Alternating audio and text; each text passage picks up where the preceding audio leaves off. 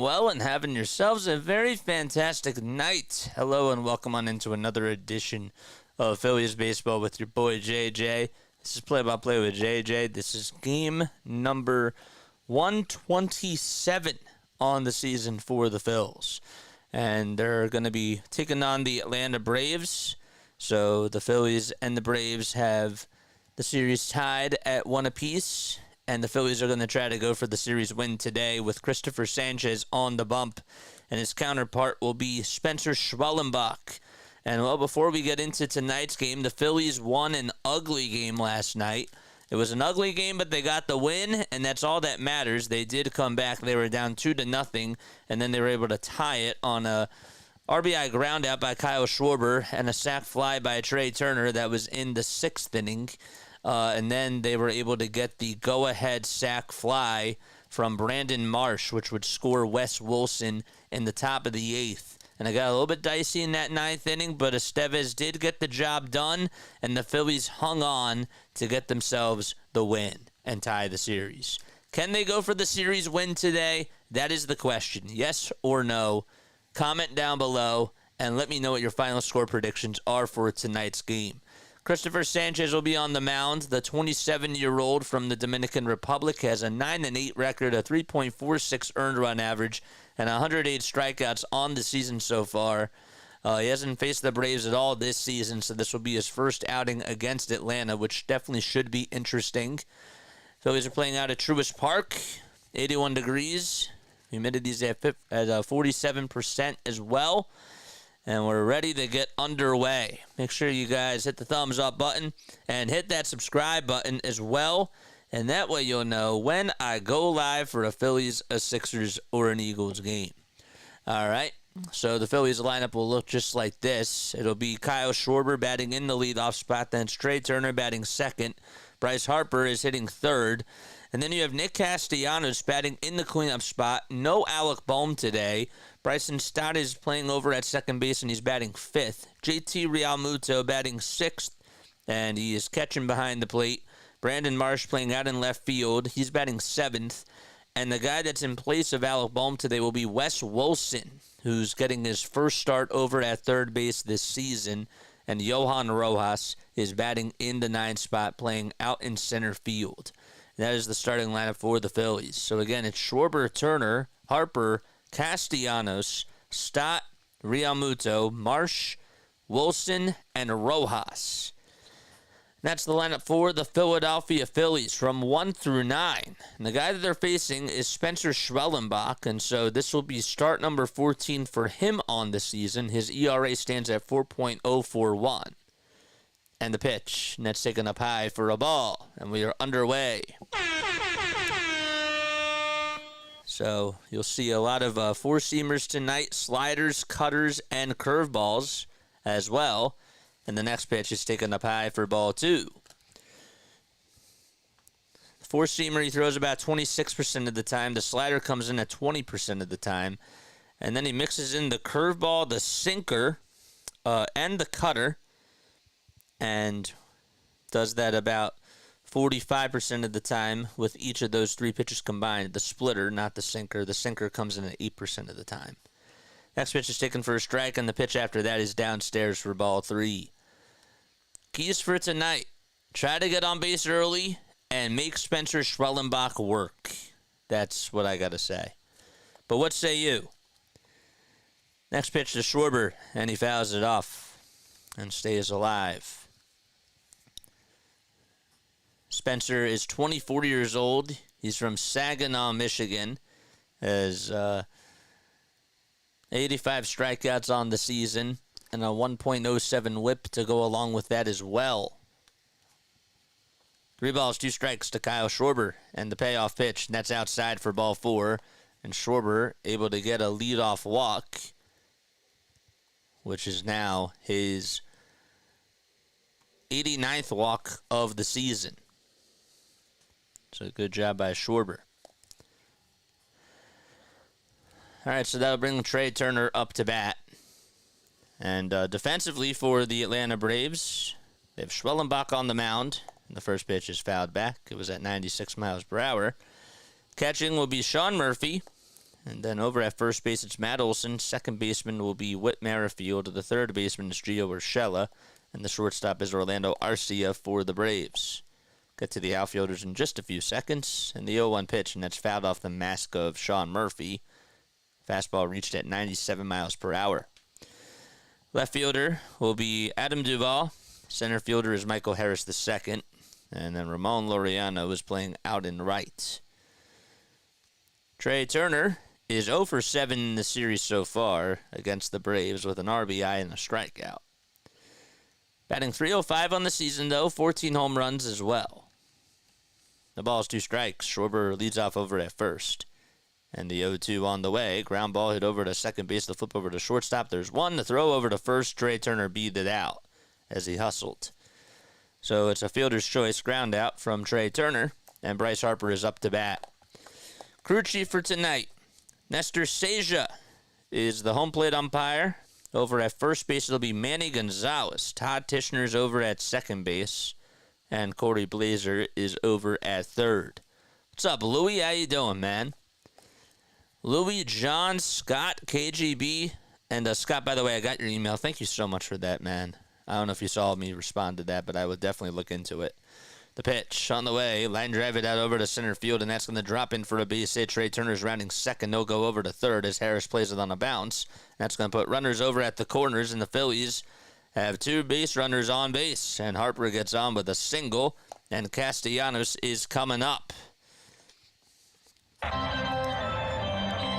Bump, bump. Let's go. Harper was able to get a fastball right down the middle and just didn't want to pull it, but did a good job at just utilizing center field. The pitch to Castellanos, swing and a miss. So Nick is hitting .297 this month and slashing .469 and .844 along with that.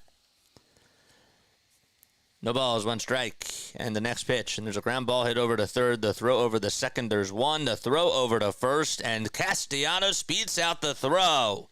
So it's an RBI fielder's choice, ground out by Nick Castellanos, and Turner scores, and the Phillies are on the board 1-0. Give Nick credit for hustling. That's what matters the most.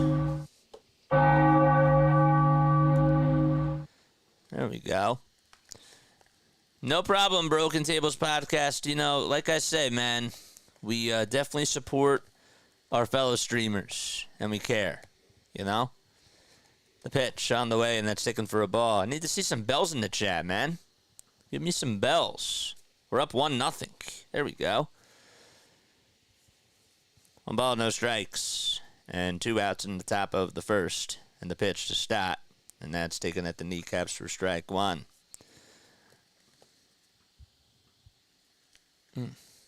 They might look at that. Nope, they're not looking at that. He beat it. 1 ball, 1 strike. And the pitch to Stott. And that's a foul ball right behind the plate.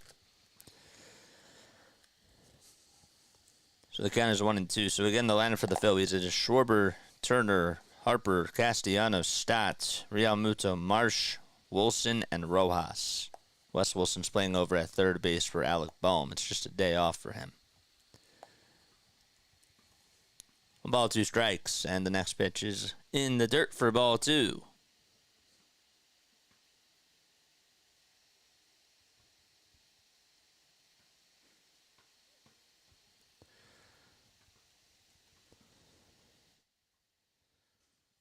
Two balls, 2 strikes.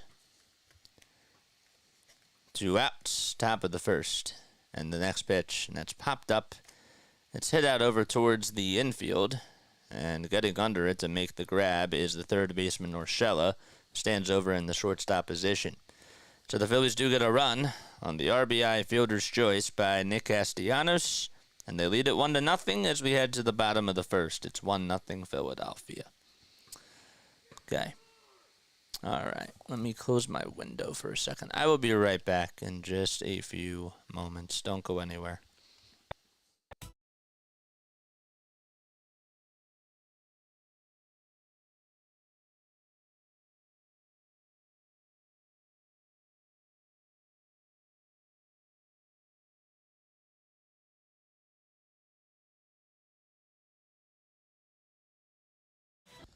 All right, we're back. We're back in action. So we go to the bottom of the first. Michael Harris II will be leading things off for the Braves. He's playing out in center field, and it's Whit Merrifield who's over at second base. He's batting second. Marcell Ozuna, the DH, batting third. And then it's Matt Olson who's playing over at first base, batting in the cleanup spot. And Ramon Laureano is the right fielder tonight. He's batting fifth. Left fielder for the Braves will be Adam Duvall. He's batting in the sixth hole. And protecting him will be Orlando Arcia, who's over at shortstop. Catching behind the plate will be Sean Murphy, and he's batting eighth in the order. And last but not least, Gio Urshela, the third baseman. He is batting in the ninth spot. Make sure you hit the thumbs up button, hit that subscribe button as well, and turn on those notification bell icons as we go to the bottom of the first. So it's again Harris, Merrifield, Ozuna, Olson, Laureano, Duvall, Arcia, Murphy, and Urshela. On the bump for the Phillies will be Christopher Sanchez. As we mentioned before, he has not faced the Braves this season. Last time he pitched, though, he had a two-hitter and a complete game as well against the Washington Nationals. Just allowed a solo homer, that was it. And was able to throw 99 pitches and get his ninth win of the season and drop his ERA down to 3.46. So he did a very, very good job, and that was much needed because he was coming off of a very bad outing against the Arizona Diamondbacks. So, 2 complete games for Sanchez, 24 starts as well, 108 strikeouts. Opponents are hitting .262 against Christopher Sanchez, and the pitch is swung on and missed. So I have to face Harris first, and then it's Merrifield and Ozuna. The 0-1, that is low. Good sinker taken by Michael Harris II, whose average is at .226. Also has a .628 on-base percentage as well. 6 homers and 27 RBI. The pitch, and that is swung on and missed. He's actually batting .247, but .226 in the month of August. Bless me. 1-2 pitch on the way. That is low and outside for ball 2. I was wondering if I should fade the mic down or how that should work, but it happened. 2 balls, 2 strikes, and the next pitch in the dirt and a little bit outside for ball 3.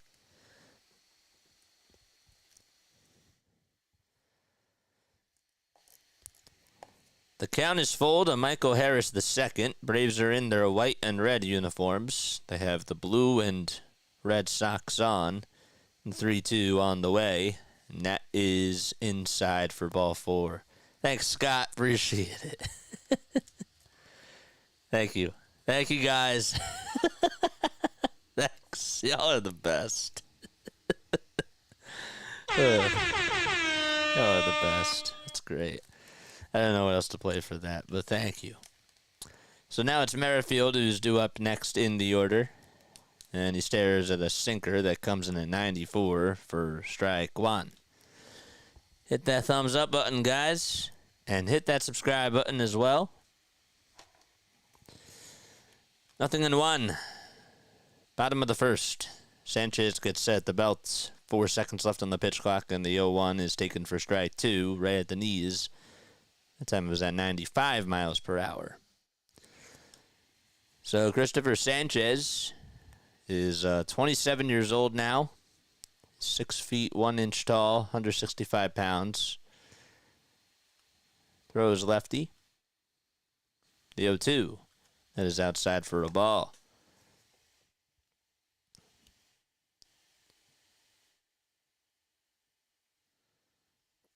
McCable, according to Matt Winkelman, strikes out the side in the first inning, mostly by throwing 95 to 96 miles per hour. For Lehigh Valley. And the next pitch on the way is swung on and missed. And speaking of strikeouts, well, Whit Merrifield strikes out against Christopher Sanchez, and there's one away. It was a really nice sinker that was heading right towards the dirt. Merrifield thought it was going to be at the kneecaps, but it was not.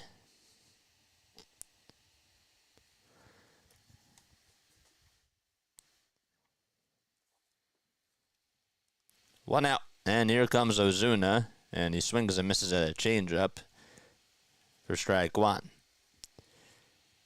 That was a changeup that was thrown to Whit Merrifield.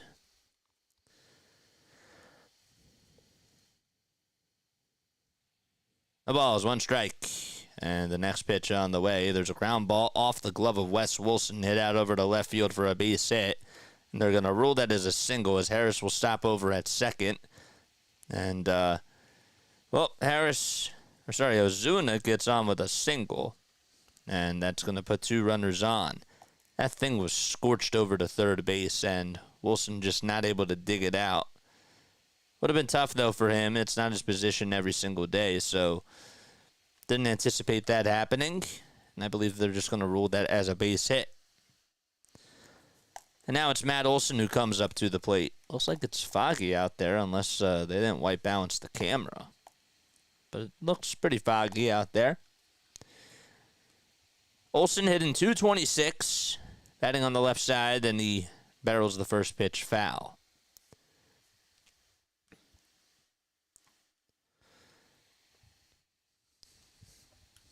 Olson is having a down year, but he does have 21 homers and 63 RBI. No balls, 1 strike, and the next pitch, and that is downstairs. Olson is hitting .256 against left-handed pitching this season, which is better than what he's doing against right-handed pitching. He's batting .215 against them. 1 ball, 1 strike.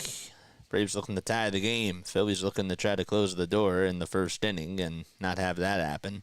And the 1-1, swing and a miss. That was a fastball right down Broad Street, and Olson could not catch up to it.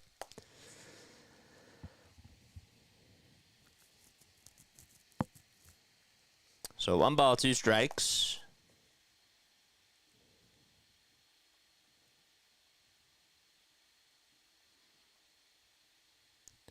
One out.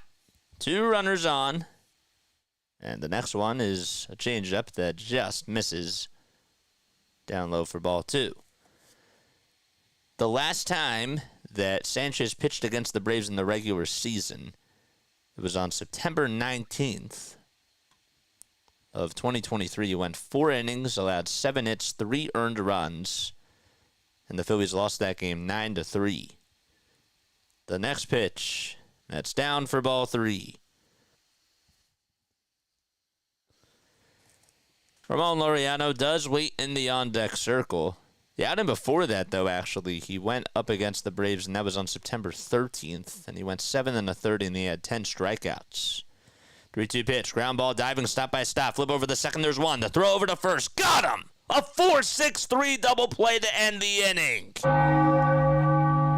And Bryson stopped being a hero, just pretty much saved a run from coming across the plate. And the Phillies head to the top of the second. They lead it 1-0. Great defense by Bryson Stott. That was clutch. Good for Stott, man. Heck of a play. All right, top of the second coming up. For those of you that are new to my channel, first and foremost, my name is Jason Joseph. This is Play-by-Play with JJ. We go on for Phillies baseball, 76ers basketball, and Eagles football. Try to do as many games as we can. Hit that thumbs up button. Hit that subscribe button as well. The grind don't stop on here, man. I did want to let you guys know, I did post an announcement, okay?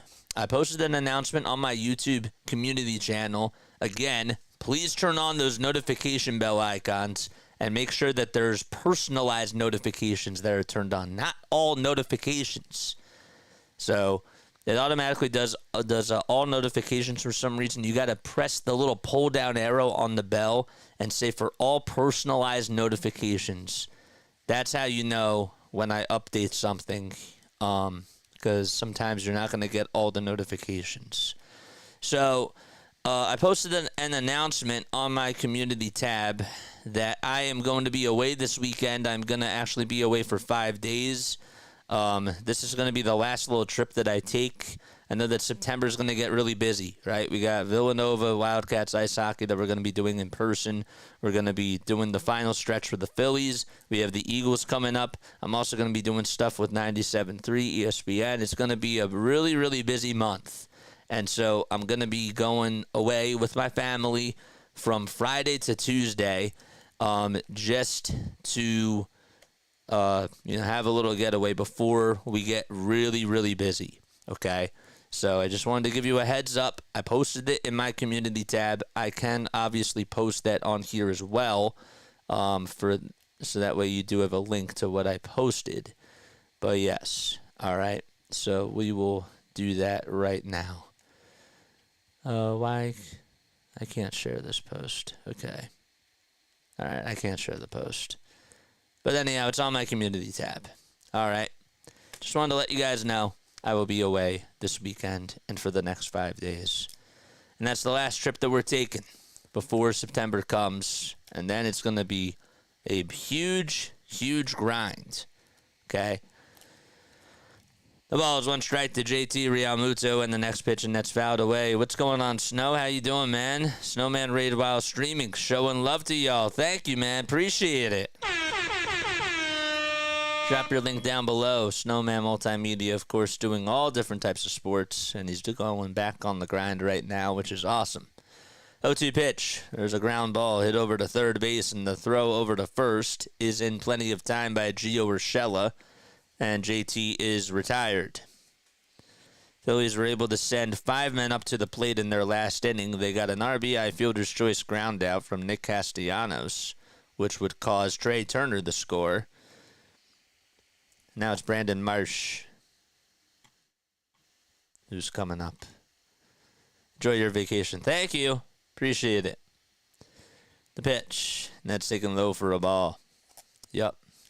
Going to be going away with the family one last time. The one thing that we got to do next year is we got to, try to not take as many days off, and we got to sort of figure that out beforehand. I did not anticipate that our family was going to be growing like this, but we do need some rest. That is true. Get ready for the big grind in September and October. 1-1, swing and a miss. Professor Crabtree, what's going on? So, Darthpoo, I'll say it to you, too. I'm not going to be on for the next 5 days. I'm going to be going away with my family. I posted an announcement in my community tab. So if you want to get the Phillies content, you're going to have to go to Philly Halftime or somewhere else. This is the last vacation that we're taking. Next pitch is taken down low for ball 2. Schwellenbach on the bump. And the 2-2 is sliced foul. How about that nice double play by Bryson Stott to end the first inning? That was pretty cool. Took away a base hit. 2 balls, 2 strikes. And the next pitch on the way, swing and a miss. Schwellenbach able to throw a 97-mile-per-hour heater that just whizzed on by Marsh, and there's 2 away. You're not the only one, Larry. She pops up into my head, too, because my brother really loved Ursula. You lucky dog. You better relax and enjoy it, says Darthpoo. Before it gets pretty busy, yeah, I will.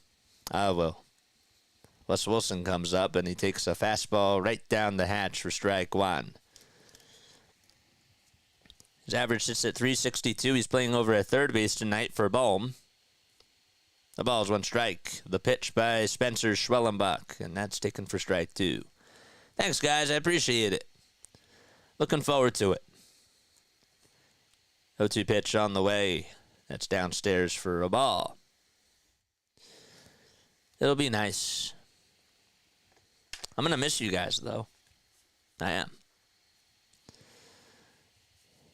1 ball, 2 strikes. And the pitch. And Wes Wilson did go around. No need to appeal. Home plate umpire Nestor Seja said that he dug after that pitch. And we head to the bottom of the second. Still 1-0 Phils. Braves will send Laureano, Duvall, and Arcia up to the plate when they return. Okay. Good evening, JJ and friends. Yes. Enjoy the time off, JJ. Thank you. Yeah, so if you did not hear, I know that we have more people coming on.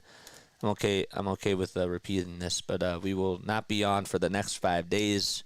I'm going to be away with the family. We're actually going to Nashville, and this is going to be the last little vacation that we take before the grind really does get hectic with Villanova ice hockey in person, and then also Phillies baseball, of course, and the Eagles, and more stuff. No, vacation is like vacation.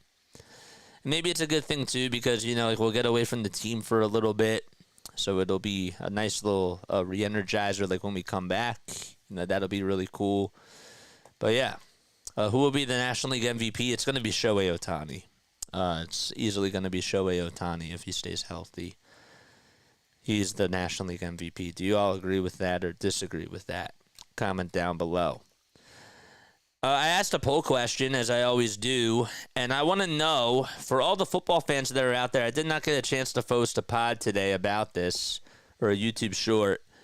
How do we feel if we were to give a letter grade to Howie Roseman about Jahan Dotson?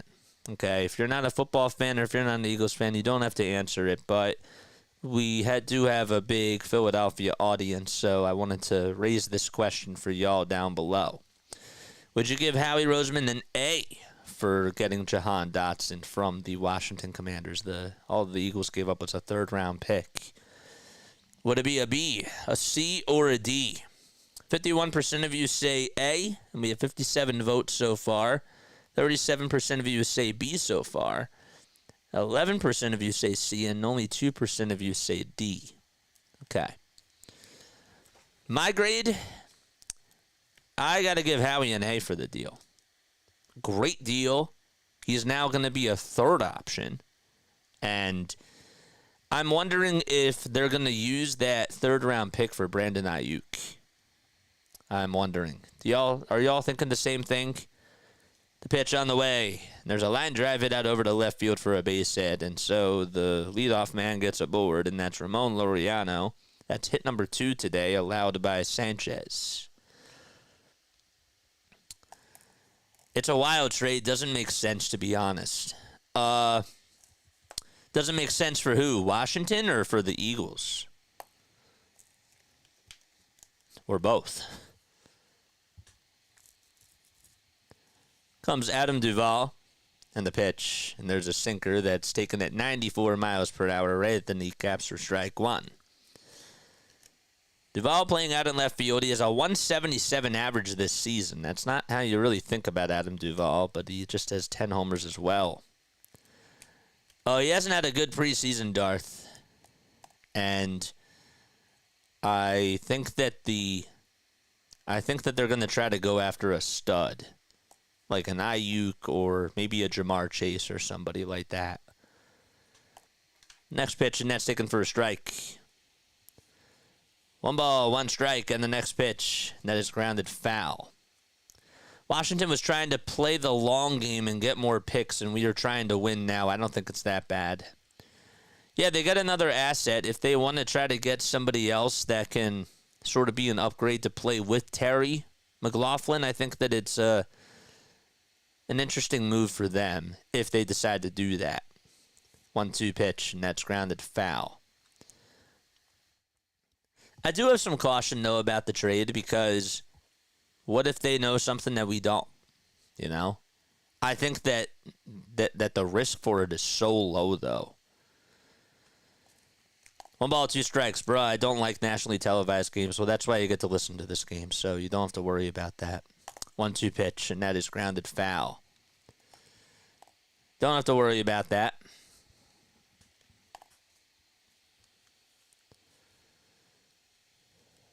One and 2 is the count. We're in the bottom of the second. There's no outs. Tying run over at first. 213 people tuning in. Make sure y'all like and subscribe and hit the notification bell icon too. We're on our way to 4,000 subs, guys. The pitch. That's fouled off once again. Yeah, the Commanders will try for someone big, but I guarantee you they will not get anyone. Yeah. I don't know. I don't know. 1 ball, 2 strikes. No outs. Bottom of the second. And the next pitch on the way, and there's a little ground ball that's tossed over to second base. It actually went underneath the glove of Sanchez. He should have had it, and Stat's going to have to just eat it up. So that's going to be an infield single, even though that should be an error on Christopher Sanchez. He did not get his glove down in time. It was hit over towards the right side of the mound when you're looking from across the field to the mound. That was just not a good play. It's a little cue shot, and then Sanchez tried to backhand it, and it just went underneath his glove, and Stott just, nothing he could do about that. So back-to-back singles from Laureano and Duvall, and there's still nobody out, and Orlando Arcia is up to bat. The pitch, and well, Arcia decided to show bunt there, but took it back, and it was at the knees. Arcia in this series is 2 for 6. Remember, he had a home run yesterday and stared down at Bryce Harper, going back to last year in the playoffs, of what Harper did to him. The 0-1, that's fouled off. Weston is a mediocre fielder. Well, how do you think Christopher Sanchez is, Darth, after that play? Just asking. The ball's 2 strikes. And the next pitch on the way, ground ball rolled over towards the third base bag, and Wilson is going to tag the bag, but it is a foul ball.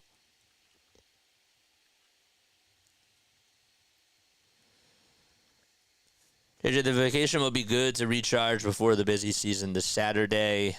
Real college football games start. Absolutely. Yeah, we were going to talk about that too, man. We're going to talk about that, too. I was going to talk about that a little bit later on because I would like to get your thoughts about what you think about this from a Phillies perspective. The ball's 2 strikes. 2 runners on and nobody out. Sanchez looks back at second base, now over to first, and now back to the plate, and the 0-2 is in the dirt for a ball. But going back to this whole Jahan Dotson trade, does anybody else have any sort of concerns about this trade, or do you think that it was not a good move? Because I want to hear what your thoughts are about that, if you have any thoughts. The 1-2 on the way, swing and a miss, a fastball right down the middle at 95, and Arcia was late. 2 strikeouts, and the first out finally recorded by Sanchez in this bottom of the second. Sometimes you just gotta be smart. And I thought that was a really good pitch thrown there by Sanchez. It was smart for him to just go to the fastball right down the middle. If he beats you, he beats you. But good idea, and it was a good call by JT in that selection there. Murphy will take a ball that's low and inside to make the count 1-0. 1 out now, bottom of the second. Runners still over at first and second.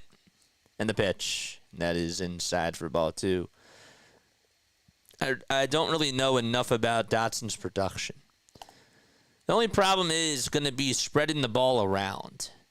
They have more creativity on the offensive side, I think. I didn't think Paris was going to be a good enough third option. I think that they have more flexibility now, and the ceiling is high, but the risk is not much. You know? The pitch, that's taken down low for ball 2. I think it gives Hurts another option, but ultimately at the end of the day, he has to produce on the offensive side. But he has another potential guy who can help him, and he doesn't have to be a number 1, number 2 receiver. 2-1 pitch. That's going to be in there for strike 2. Sometimes you're going to have a day where Dotson's not going to get you 100 receiving yards, and it's going to be A.J. Brown or Devontae Smith or Dallas Goedert. Same thing with Barkley. 2-2 pitch on the way. Swing and a miss. Another changeup thrown by Sanchez. That's the second time today that he's used the changeup to strike out a batter. And there's back-to-back Ks as Sean Murphy chases after one. Can Dotson block for Hurts running? Sorry,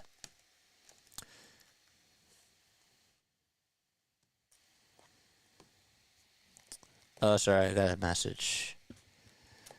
The pitch on the way. Fly ball hit out over to left field, and that's going to drop in for a base hit and bounce on over the wall. So a ground rule double is made, and the Braves tie it back. So it was bounced over towards the left field line and then just went right into the stands. And the Braves tie it up 1-1 on the RBI ground rule double by Gio Urshela.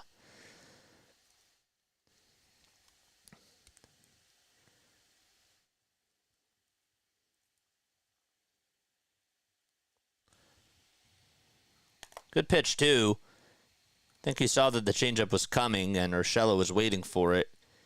And he got the green light. Was just able to keep it fair.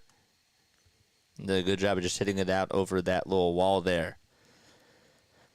The pitch. And that is taken for a strike.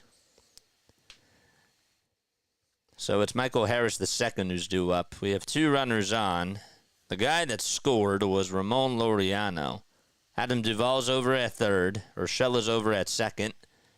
The 0-1 pitch. And that is low for ball one.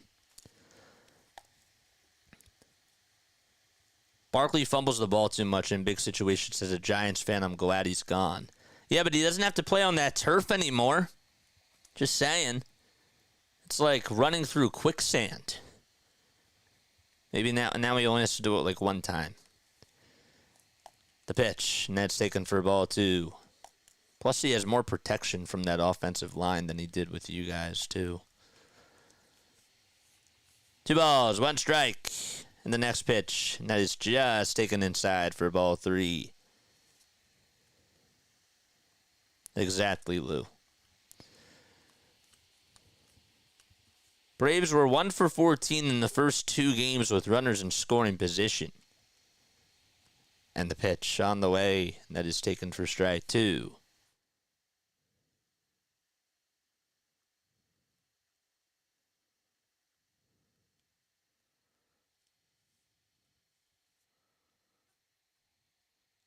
Three balls, 2 strikes. And the next pitch on the way. Grounder rolled over towards the second base side, and the throw over to first is in time for out number 3. But the Braves do tie it back on the RBI ground rule double by Gio Urshela. Then we head to the third. It's 1-1 in Atlanta.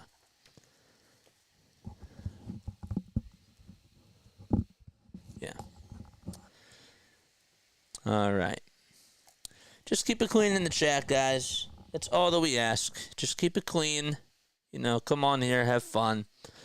You know, and feel free to voice your opinion, too.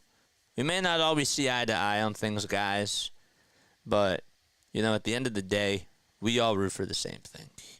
That's the truth. I actually did a little bit of some digging today, and I went to see who was hidden from the channel that shouldn't have been hidden. Or sometimes, like, there may have been a couple of times early on, like, where I screwed up on handling a decision. And I wanted to make sure that I unhid those people. I remember a couple of times, like, we had a moderator being hacked one time, and I didn't get everybody, you know, out from not being able to comment. So we're all good now. And we sort of cleaned the house, if you will. But, yeah, just keep it clean. Come on here, have a good time. Feel free to voice your opinion. And let me know how you feel about this team, man. So we're in the top of the third. Got you a Phillies fan. If you're not a Phillies fan, that's totally okay, too. We got other people on here that are all different types of fans. If you're interested in becoming a member for the Play-by-Play with JJ community, all right, it is $2.99 a month. And you guys get access to really cool emojis. Chat, you're more than welcome to show them some of the emojis that are there during Phillies season.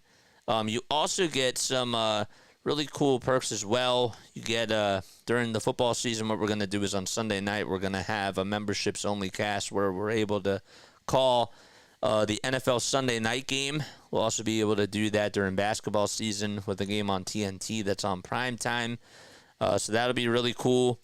And you also get early pods, early access to pods, and you also get Monday podcasts as well for members only. So that's what happens with the $2.99 per month. So I'm going to copy and paste the membership link down below.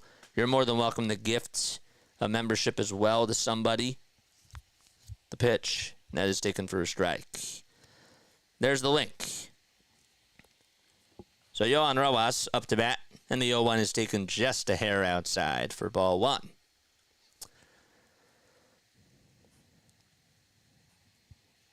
The pitch on the way.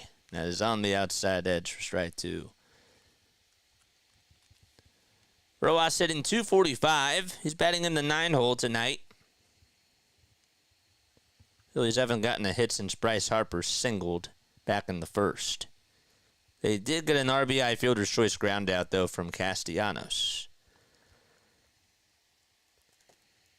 1 ball, 2 strikes. And the 34th pitch of the game, here it is, swing and a miss. He got a slider that was low and away. So that's now 3 strikeouts in a row by Spencer Schwellenbach. Not a good pitch for Rojas' chase after. I was a little bit surprised that he fished after that pitch, but regardless, Phillies do have 1 out here. Baba has upped their chicken quesadilla game. Dude, their quesadillas are great. They're so good. Comes Schwarber, and he takes a sinker. That's down. Mac and cheese sounds good. What are we asking Phillies fans? The pitch, and that's taken for ball 2. Said I got money on Braves. Do y'all think I'm okay with that? I don't know MLB. It's a coin flip, man. I think it's anybody's game. 2-0 pitch. That is a fastball taken right on the outside edge for strike 1.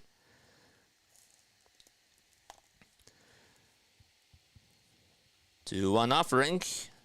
That was just at the kneecaps at 97 miles per hour for strike 2. We got 233 people on here watching. Make sure that you tell your friends and family members about this channel and what we do on here. We really try to keep it professional, but we also have a really cool community, and we try to get you guys involved with it as well. 2-2 pitch. And that is a slider that misses low for ball 3. So that's going to make the count full.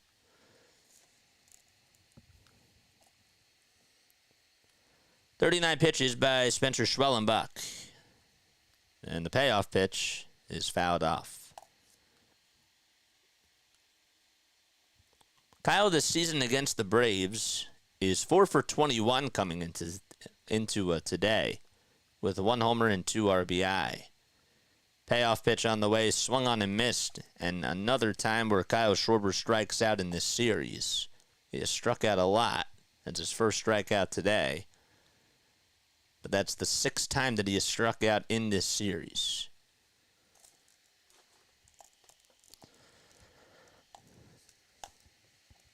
Hit the thumbs up button, guys, and make sure you hit the subscribe button as well. The pitch to Turner, and that pitch was in the dirt. It bounced, and Turner swung at it.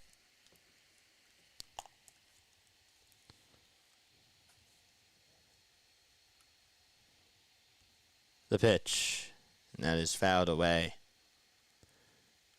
Damn, y'all kind of scaring me. Yeah, man, it's, I can't tell you, like, what to do with your money, but that's a lot of money, man. 0-2 pitch. That is in the dirt and inside for ball 1. It's always a party with JJ and the Freaks, for sure. Love that. Again, that does sound like it's a band. It does. It's a cool band name, man. 1-2 pitch. That is low again for ball 2. Who's our drummer?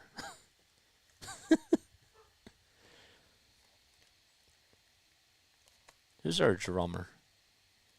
2-2, and that is sky high and hooking foul and out of play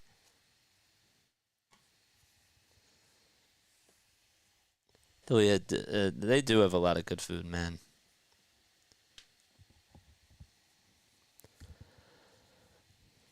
Two-two pitch. Bounced foul. And it went all the way to Bryce Harper, who's in the on-deck circle. Sort of putted after it.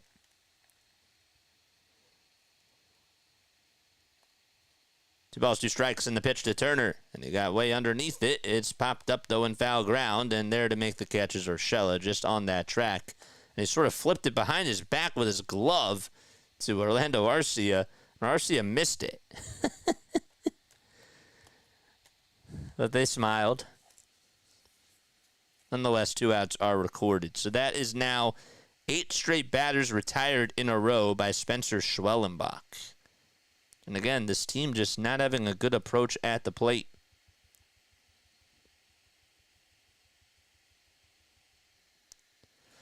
Drummer would be Flea. P-H-L-E-Y. Yeah, like that. You keep the beat, JJ. If you don't know what to do with your money, hit the $ below and donate to JJ's Vacation. Thank you. So, Bryce Harper just got out, and we head to the bottom of the third. Just missed what ended up happening there. But Harper, Harper, Turner fouled out, and that was the end of the inning. Excuse me. I forgot. Rojas struck out, and so did Schwarber. And we head to the bottom of the third. I'm losing sight of what I'm doing. So it'll be Merrifield, Ozuna, and Olson who are coming up. Apologize about that. I sort of had a brain freeze for a second. What was I going to say? If you don't know what to do with your money, hit the $ below and donate to JJ's Vacation. Thanks. Yeah, you're more than welcome to give back to the community. Anything that you give is obviously a plus. You don't have to donate, but you're more than welcome to do so. What else do we got? Christopher, you mean bassist.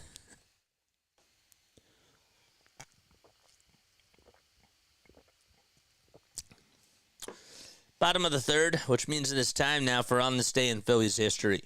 So today is August 22nd, and of course this is brought to you by Broad and Patterson. They do a really good job at giving you some really cool facts of what happened on this day in Phillies history, and I have to always make sure that I give them credit because they are the source. How about this? In 2002, Randy Wolf hits his first Major League home run on his 26th birthday and was also able to pick up the win with 8 shutout innings. All right, the pitch on the way to Merrifield. There's a ground ball hit out over towards the third base side. Wes Wilson will field it and throw it over to first. Not in time, though, and Merrifield beats out the throw. Went over to the phones to review it for a quick second, but good job by Merrifield to just sort of bunt at it and just get on. See if the throw was in time. Nope, he beat it out. Second infield single today by the Braves. Now it's Ozuna who's up to bat. He singled his last time up, and he slices the first pitch foul. Bruce Chen gave up a first-inning grand slam to Alex Ochoa for Cincinnati. It was the record-setting 142nd slam of the year in the majors on August 22nd of 2000. The next pitch, there's a one-hopper that's hit over to third base, and the throw over to first is in time. So Merrifield goes on over to second base. I remember watching Randy Wolf. I also remember John Lieber was on the team at one point. When I first got into the Phillies, I remember it was John Lieber, Randy Wolf. I remember a little bit of Tomei. I remember Sal Fasano, Randall Simon, and David DeLucci. That was when I was pretty young. Oh, one pitch that is fouled off. Who else do I remember? I remember the end of Mike Lieberthal as well. Caught the end of that. Who else do I remember sort of from that team? The ball is 1 strike to Matt Olson. I've forgotten about Bruce Chen. Now I'll go back to forgetting him. Remember when the Phillies had Channel Park? I remember that. That was an interesting one. 0-1 in the pitch on the way to Olson. Fly ball hit out over to right field, and Castellanos goes back, and it goes over his head, and Merrifield's going to round third. He'll come on in to jog and score, and Matt Olson gives the Braves the lead. It's 2-1 on the RBI double by Matt Olson. It was not a good pitch thrown by Sanchez, but I think Castellanos didn't play it as well as he should.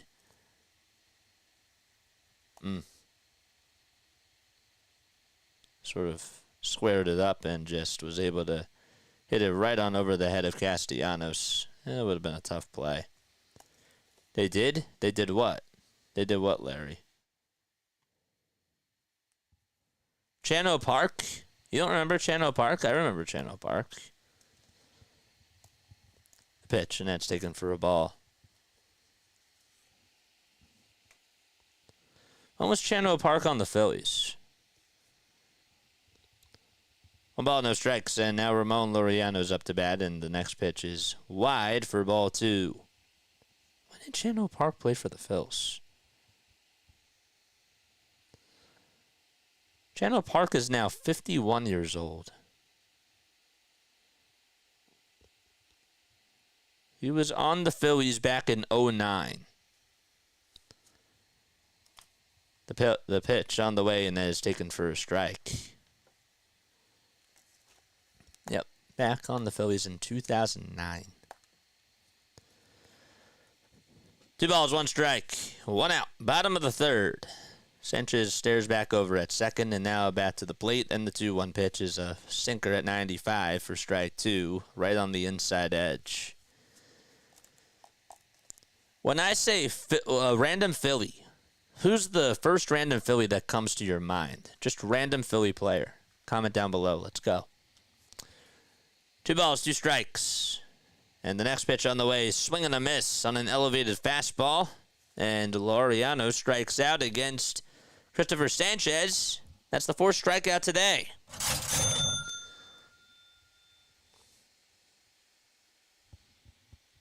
Good pitch thrown by Sanchez. He decided it was actually supposed to be down the middle, and then it sort of elevated and it went a little bit more towards the outside corner.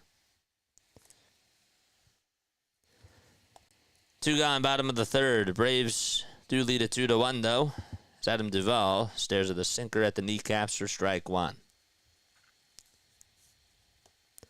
Tadahito Iguchi. I was thinking that would be one. Of course I remember Iguchi. Pedro Feliz. I bet Wes Helms. The 0-1 pitch, and that is swung on and missed. Tigger. Ryan Howard. Who's Tigger?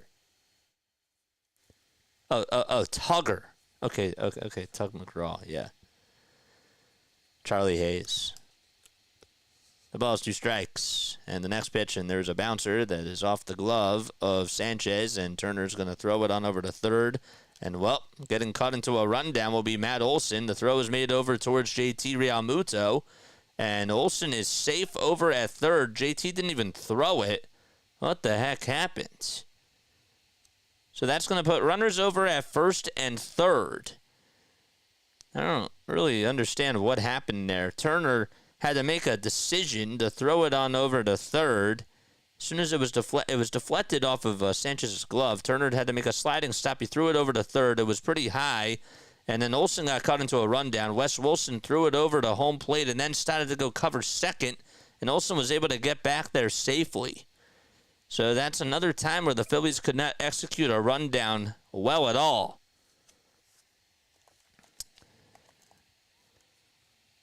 So that should go down as a 6-5-2 4, fielder's choice. 2 outs and the pitch to Arcia, and that is taken for a ball. Wow. 1 ball, no strikes. Not good plays from the Phils.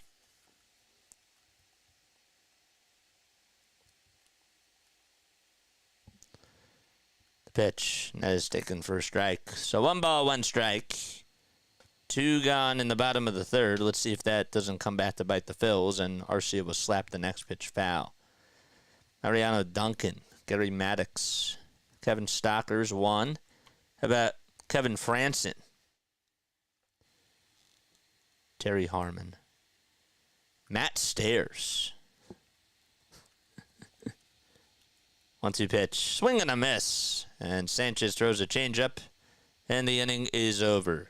However, the Braves do tack on another run, thanks to an RBI double by Matt Olson. It's 2-1. Braves lead it by 1. Come on, man. How can this team not know how to execute a rundown? I mean, I know that West doesn't really play third base well, and I know that the throw was made over to third, was high from Trey Turner, but come on, man. Come on.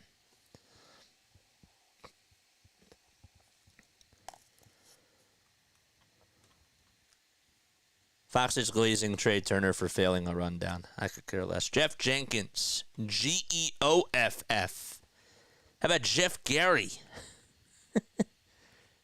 Makes me think about Jeff. Jeff Conine? Jeff Francoeur? How many more Jeffs can we name? Alshon Jeffrey, wrong sport. That's okay. Howie Cooked, that's my grade. I like that, says Prince. How you doing, man? How you doing? Oh, Rising Rhino's live. Okay, we'll go rate him a little bit later. Hope everyone's doing well. Yeah, I hope that you're doing well too, man. West has made like 3 errors, not technical errors, but mistakes already over at third base. Yep.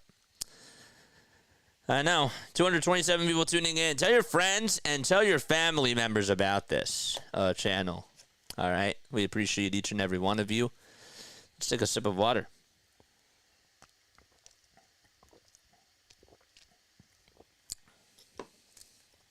Mod Squad, how many likes do we have on here? Sarge? That's a good one. Are we just continuing to name like random Phillies players? The Dixon Way is also live. Yeah, I was gonna say hi to him. Remember, the Phillies do play the Braves too next weekend as well. You know, so I don't feel bad if we don't raid some of these guys this weekend, or if we don't raid them this week. Hey JJ, hey, JJ is good at this, good coverage. Thank you, Gunny. I appreciate it. I do. If you guys have any sort of feedback, you're always more than welcome to reach out to me. You know, I've made mistakes on here, and I'm going to continue to learn as we go. So I appreciate you all. The pitch to Bryce Harper. Swing and a miss. July 2025. That's when the All-Star game will be here at Truist Park. That should be interesting. The 0-1 pitch, swing and a miss. You got a curveball, and Schwellenbach was throwing it in the dirt. Not good plate discipline by Bryce and the Phils. 83 likes. Let's get to 239. That's how many people are tuning in on here. The 0-2, just a bit off the plate. How many days are you going to make me suffer? 5. 5 days without doing a Phillies game. And again, that's our last time off. 1-2 pitch, and that is outside for ball 2. Spencer Schwellenbach with 52 pitches so far. Harper today is 1 for 1. He did single in his first at-bat. He's looking to get on once again here. 2-2 to Bryce. Swing and a miss. That curveball, I have to tell you that was a pretty good pitch. But Harper decided to be aggressive. And, well, that's now 13 batters retired in a row, if I'm not mistaken. 5, 8, 9, 9 batters retired in a row. Ricky Jordan. Did the hot corner and Larry just jinx each other? They did. That is funny. The pitch to Castellanos, and that's taken for a strike.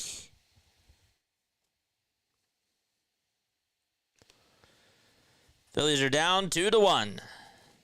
They scored a run on the RBI fielder's choice ground out by Castellanos. And the pitch on the way, ground ball back up the middle, played on the bounce though by Whit Merrifield, and he's there, and he'll throw it over to first, and the second out is made. I mean, they're just not letting Spencer Schwellenbach work up these counts. They're like chasing after everything, and it's like same thing. The approach is just to go out there and just try to whack at these pitches. Now, Casty made good contact with that pitch, but just wasn't able to send it to the outfield. The pitch to Stott. That is a strike called right down the pipe.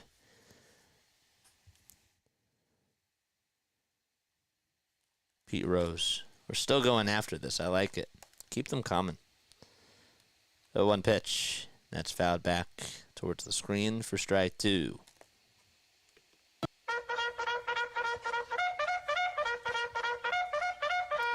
Charge!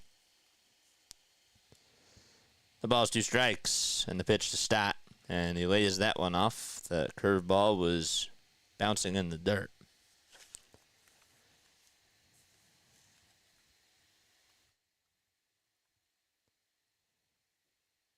Seven hits, not 9. 1-2. That is bounced foul. 7 hits by the Braves, just 1 for the Phils. That's it. Phillies lost the first game of this series on Tuesday night by a score of 3-1. Were able to hang on and win last night's game by a score of 3-2. And the one through the Stott has popped up, hit out over to right field, and Laureano is not going to have to run a long ways to get to it, but he's there and he'll make the catch. And, well, another 1-2-3 inning. That's now 11 batters retired in a row by Spencer Schwellenbach. And we head to the bottom of the 4th. And alive.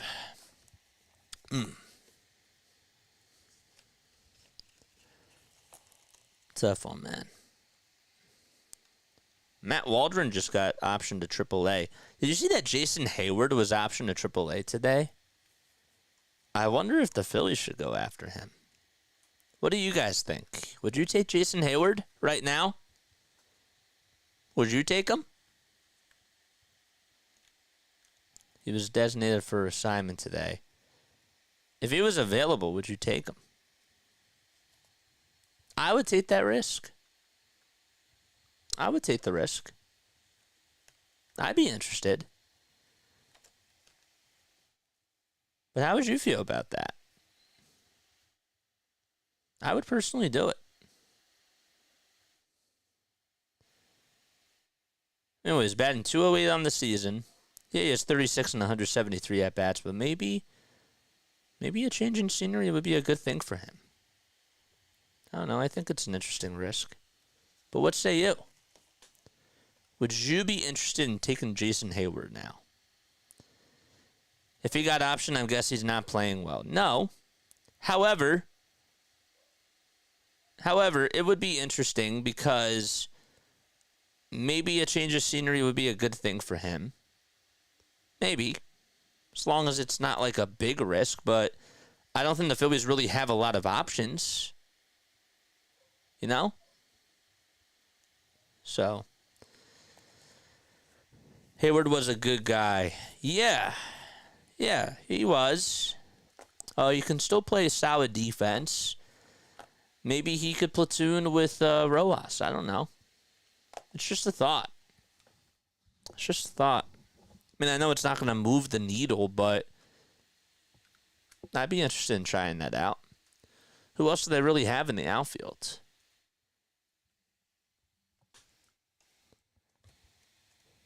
I mean, I know Austin Hayes is coming back too, so let's not forget about that. Oh, 7 hits. I read that wrong. The pitch on the way to Murphy. That is taken for a ball. How old is Jason Hayward right now? Jason Hayward is think he's 37. How old is Jason Hayward? 1 ball, 1 strike to Sean Murphy. He's 35. He's 35 years old. The 1-1 pitch. That is low for ball 2. It's now a 2-1 count. So we're in the bottom of the 4th. 2-1 is the score between the Braves and the Titans. And the pitch on the way is low for ball 3. Just a food for thought. They DFA'd him because of the roster crunch that they have. 3-1 pitch on the way. Bouncing ball, and that goes underneath the glove of Wes Wilson over at third base. And it goes out to left field for a hit, and I think that they're going to rule that as an error. And Wes Wilson just is not at a good day over at third. They got to take him out.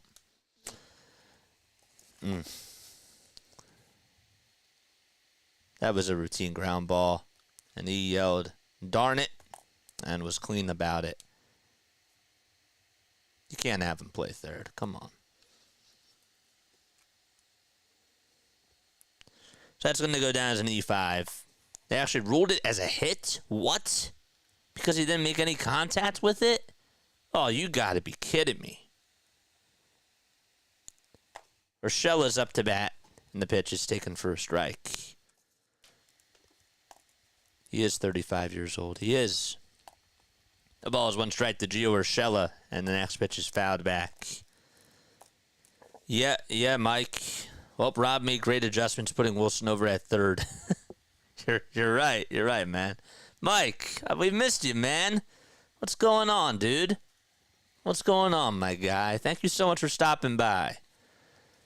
The ball is 2 strikes, and the next pitch, and that is fouled away. That's not a good move, man. The ball is 2 strikes. We've missed you, dude. Where have you been? Haven't seen you on for the last couple of days. That was not a good play. Come on, man. The ball is 2 strikes, and the next pitch, and there's a bouncing ball hit over to short. Turner's going to flip it over to second for 1, and that's all that they're going to get. So it's a fielder's choice ground out. I can't believe that they called that a single. Nope, Zach, I never got it. I never got it. I never got it. Try this. On air at gmail.com. Yeah, Mike, how have you been, dude? I agree with what you said. The pitch, and that's taken for a ball. So 1 ball, no strikes. 1 out, bottom of the 4th. 2-1 Atlanta. And the next pitch is low for ball 2. So that makes it now a 2-0 count. Hey, buddy, just so frustrated with this team. Been so angry. I didn't want to come on and be a negative Nancy. I did a little last night. Dude, no worries. You're like, guys, you're more than welcome to come on here and express your opinion. Seriously. I welcome it. I really do. The 2-0, and that's taken for a strike. I'm so more than welcome to it. Please, by all means, let out your frustration. You're more than welcome to feel how you feel. 2 balls, 1 strike. We've missed you, man. How have you been doing, bro? Next pitch on the way, swing and a miss. Oh, boy. We missed you complain about Aaronola. We missed it, bro. 2 balls, 2 strikes, and 1 out in the bottom of the 4th. Sanchez gets set at the belt and delivers. Swing and a miss. Well, he does get a strikeout there. It's his 6th strikeout of the day. And there's 2 outs now. I think it was optional for Bohm and said, heck yeah, said Larry. Bro, he can't play third. What the heck? Why are we trying this right now?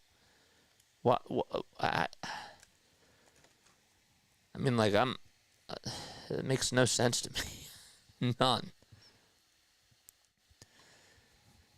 2 outs. And the pitch on the way, and that's fouled back towards the screen.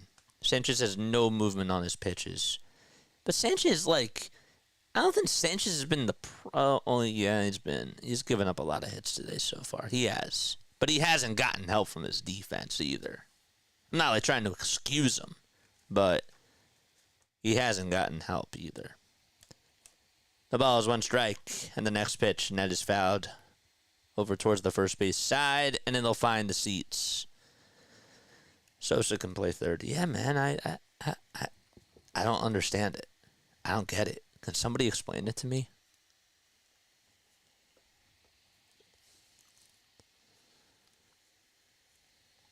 Makes no sense. The ball is 2 strikes, and the pitch, and that is a ball. Play Wesson left, give Marsh the day off. I agree with you. I absolutely agree.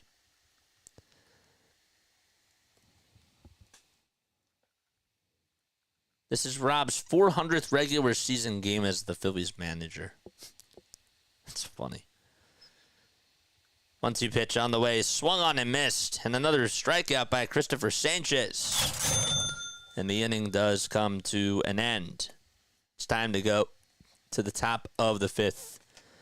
Oh, man. All right, 2-1 Atlanta as we go to the 5th inning.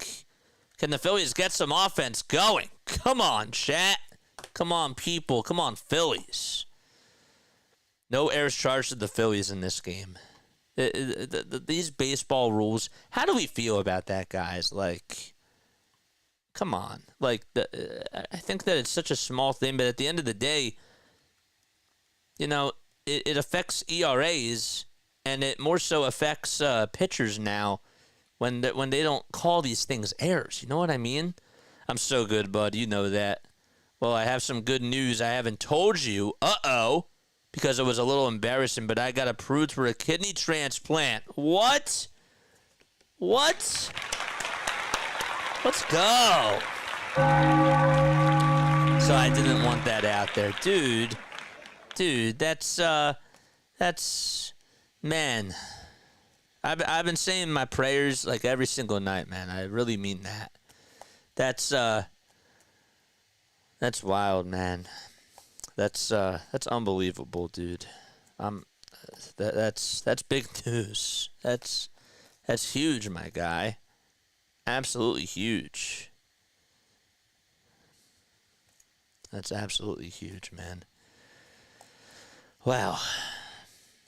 Let's go Phillies. Let's go Phillies, man. Shout out to Mike, bro. Shout out to Mike. I can't imagine. Prayers work, man. Prayers do work. I believe in the power of prayer. Hell yeah, Mike. Look at this, man. Yeah, Temple. So now I just wait. Temple, that's where you got to go? Wow. Fingers crossed, dude. That's unbelievable. Mike, awesome. My best friend got a kidney from his sister. Man, that's incredible, man. Oof. That's unbelievable. We're in the top of the 5th. Phillies are down by 1. It's 2-1 Atlanta. That's crazy, man. I'm so happy for you, dude. I am. The pitch on the way. It's a cutter, and it's taken for strike 1 to JT Realmuto. Jin says, "I'm so happy for you. I wish our healthcare system down here was like the Northeast." Yeah, man. The next pitch, swing and a miss. That's awesome. Temple, wow. When do you go, if you don't mind me asking? You don't have to answer, but I'm just curious. I'm just curious, man. The ball is 2 strikes. Spencer Schwellenbach has retired the last 11 batters in a row. In the 0-2 pitch, there's a ground ball back up the middle. It's backhanded, though, by Merrifield. Throw over to first, and it's just in time. Come on, man. 1 out in the top of the 5th, and the Phillies just can't get anybody on. Ugh. Man. Yes, Temple. Don't forget to like and subscribe, guys. And turn on the notification bell icons, and that way you'll know when I go live. I will not be on for the next 5 days. We're going to be going to Nashville. and I'm excited to spend some time with the family before we have our very big run coming up in September. With Phillies baseball, Eagles football, and Villanova Wildcats ice hockey, man. The pitch to Marsh, swing and a miss. And the 0-1, that's just a little bit outside for a ball. Take care of it, Mike. New life opportunity. I got mine's third year coming up, man. The 1-1 pitch, swing and a miss. Once again, 66 pitches by Schwellenbach. This is unbelievable. And the 1-2 is in the dirt for ball 2. Oh, I've been going over a 4-year all kinds of testing. I have to wait until a kidney becomes available. Got you. 2-2. That's outside for ball 3. Got you. Makes a lot of sense. 3 balls, 2 strikes. Top of the 5th. 2-1 Atlanta. And the next pitch, swing and a miss. What are we swinging at? Come on. Curveball was in the dirt. Then Schwellenbach gets another strikeout.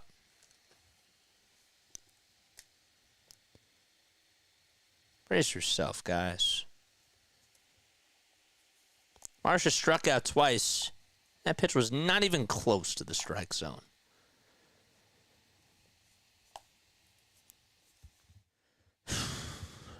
Wes Wilson is now due up to bat. 2 outs, nobody on, and he takes a curveball in there for strike 1. Kevin needs to go. I agree. And Mike's been saying that for so long, too. He has. And I agree, man. I'm on PD dialysis, so I do it at home at night. Oh, wow. 1 ball, 1 strike to Wes Wilson. And the pitch fouled away. And we'll do it again. It's a 1-2 count now. Look at our chat being so supportive.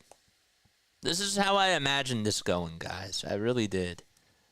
It's so cool to have a nice, an open community. You know what I mean? The 1-2. That's low for ball 2. Nobody on. 2 outs. 2 balls, 2 strikes. We're in the top of the 5th. It's 2-1 Atlanta. 73 total pitches by Spencer Schwellenbach.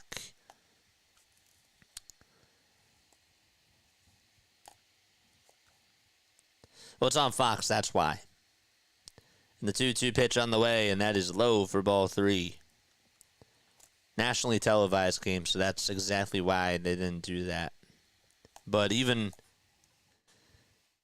yeah, I guess, I don't know. Yes, thanks to everyone, I mean that. We love you, man. 3-2 pitch, swing and a miss, and Wes Wilson strikes out. And there is another punch out from Spencer Schwellenbach. That is unbelievable. So Marsh goes fishing after a 3-2 pitch. And Schwellenbach's able to get Wes Wilson to strike out as well. And the inning is over. Phillies have not gotten a hit since Bryce Harper had the single in the first with 1 out. That's unacceptable. Absolutely unacceptable. All right. So we head to the bottom of the 5th. Thank you all so much for being here. Remember to like and subscribe, guys. We're on our way to 4,000, man. 4,000 subscribers. We need 66 more people to hit that subscribe button. Is it a mental thing with these batters? What's going on? Honestly, man, it's what they're being told. It really is. It's all Kevin Long. Just like Mike has said all along. He's been right about that. He's been so right about that. Going through what the Birds did last year, jeez. I feel you on that. All right, we're going to the bottom of the 5th. Hey guys, because I'm going to Nashville, right? What would you say was a favorite trip that you guys got to do with your family for a weekend? Like a nice weekend trip with your family. Where was that to, and what did you do? Just out of curiosity. If you want to share, you're more than welcome to. And I will post stories down below in the chat as we go to the bottom of the fifth. This is Rob Thompson's face at every waking second of the game. A straight face.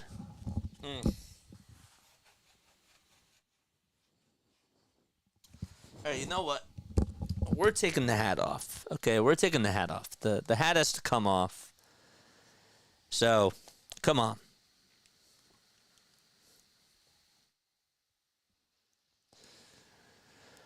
$39 under 35 subscribers. And again, tell your friends and family members about this channel. Yankees won 6-0 today and shut out the Guardians. The pitch to Ozuna. Ground ball hit over to third. Wilson fields it, throws it over to first, and it's in time. Skeleton says, I went to New York with my family and went shopping. Which shopping centers did you go to? And when were you in New York, and how long were you there for? I haven't been to New York in a while. So there's one out. That was Ozuna that grounded out. And the pitch to Olson as he takes it for a strike. He had the RBI double back in the third. Dad took us to a Thistledown racetrack. Did I say that correct? He loved betting on the ponies. The ball's 2 strikes. 1 out. Bottom of the fifth. Nobody on base. Sanchez with 81 pitches, by the way, in case you were wondering how many pitches he does have. Gets set the letters and delivers and throws a slider that is low and away for ball 1. Depends where you live. The shore, water park, anything is good if you're focused on your family and living in the moment, says Jane. 1-2 pitch, and that is scorched, but it's a foul ball. How many likes do we have, Mod Squad? Give us a like count.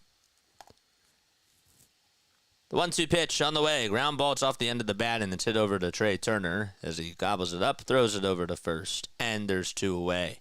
I think Sanchez has really had some trouble in the field today. There was a couple of ground balls that just went underneath his glove. I'm not telling you that it's easy, but there were some that I thought that he should have honestly had.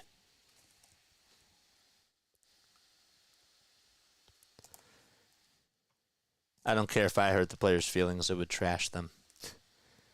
No worries, man. The pitch. Ground ball backhanded by Turner. Throw over to first in time. And Ramon Laureano is retired. So we head to the top of the 6th inning. Excuse me. Still 2-1 Atlanta. 99 do better. Oh, wait. Sorry. Exercise type 2. I got COVID in 2021. Hospital for 2 weeks. They found my potassium level was at 6.2. COVID attacked my heart and kidney. Oh my gosh. And June 5th, a blood test showed a sodium level at around 110. 99. That's wild, man. Mod Squad. Yeah, I call them Mod Squad. That's what people say. Oh, 99, do better. Okay, I got you. I got 102. Let's go. Sorry, we were talking about the sodium level at 110, and I was thinking, okay, were you saying 99 to yourself? Like, man, like I got to be better, but then I realized, no, you meant 99 to us and to our people. Wow. Oh, man. Stay healthy, guys. Please stay healthy. It would mean a lot. Let's take a look at the out-of-town scores. 5-0 Toronto, bottom of the 5th, as they lead it against the Halos. It's a 7-0 game out in Pittsburgh against the Cincinnati Reds in the top of the 7th. Phillies are down 2-1. Astros lead 2-0 in the bottom of the 5th against the Baltimore Orioles. We are going to go say hi to... where is it? We'll do it in the bottom of the 6th. we'll do another couple of raids today because we're going to be away. Tough way to find out. Yeah, man. Yeah. Who is alive right now? All right, we'll say hi to Larry, man. We'll say hi to... Oh, wait, Rising Rhino was on. I want us to say hi to Rising Rhino, man. We'll do that in the next inning.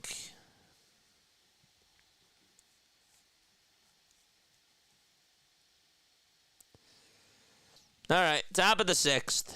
Phillies are down 2-1. They only have one hit today, and that was on a single by Harper. And the first pitch to Rojas, fly ball hit out over towards straightaway center field. Swinging at the first pitch as always, and Michael Harris is there to make the catch. What's up, Juvenutes? How you doing, man? One pitch. One pitch.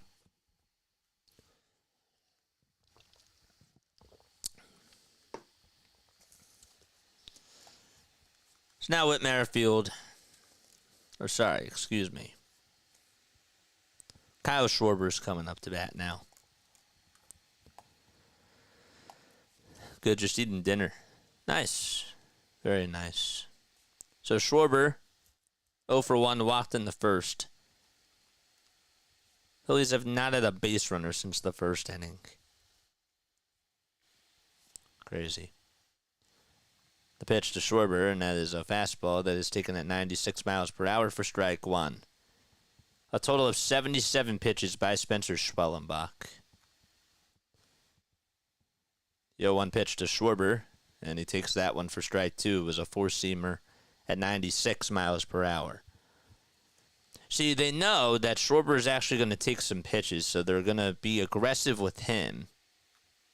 Not as much with these other batters. The 0-2 pitch, and good eye by Schwarber. It was a curveball that was in the dirt for ball one.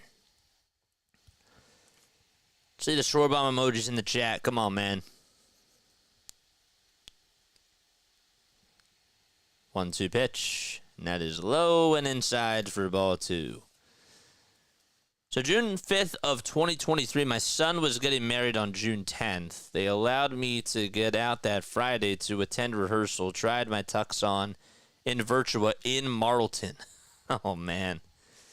Next pitch on the way, swing and a miss, and there's the 8th strikeout of the day. And Schwarber strikes out once again. And that is now 3, 3, 3, 3, and 2. That is now 12 straight batters, or 13 straight batters retired in a row. And the first pitch to Trey Turner. Fly ball hit out over to right field, and that is going to be caught by Ramon Laureano, and the inning is over just like that. Bottom of the 6th, and the Braves are coming up. It's still 2-1.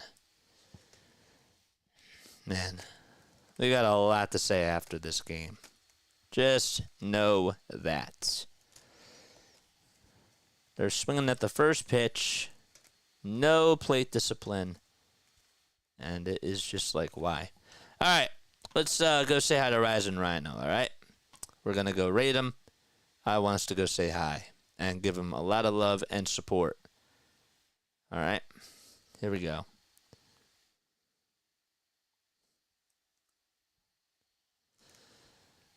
All right, here we go. Let's go say hi to Rising Rhino.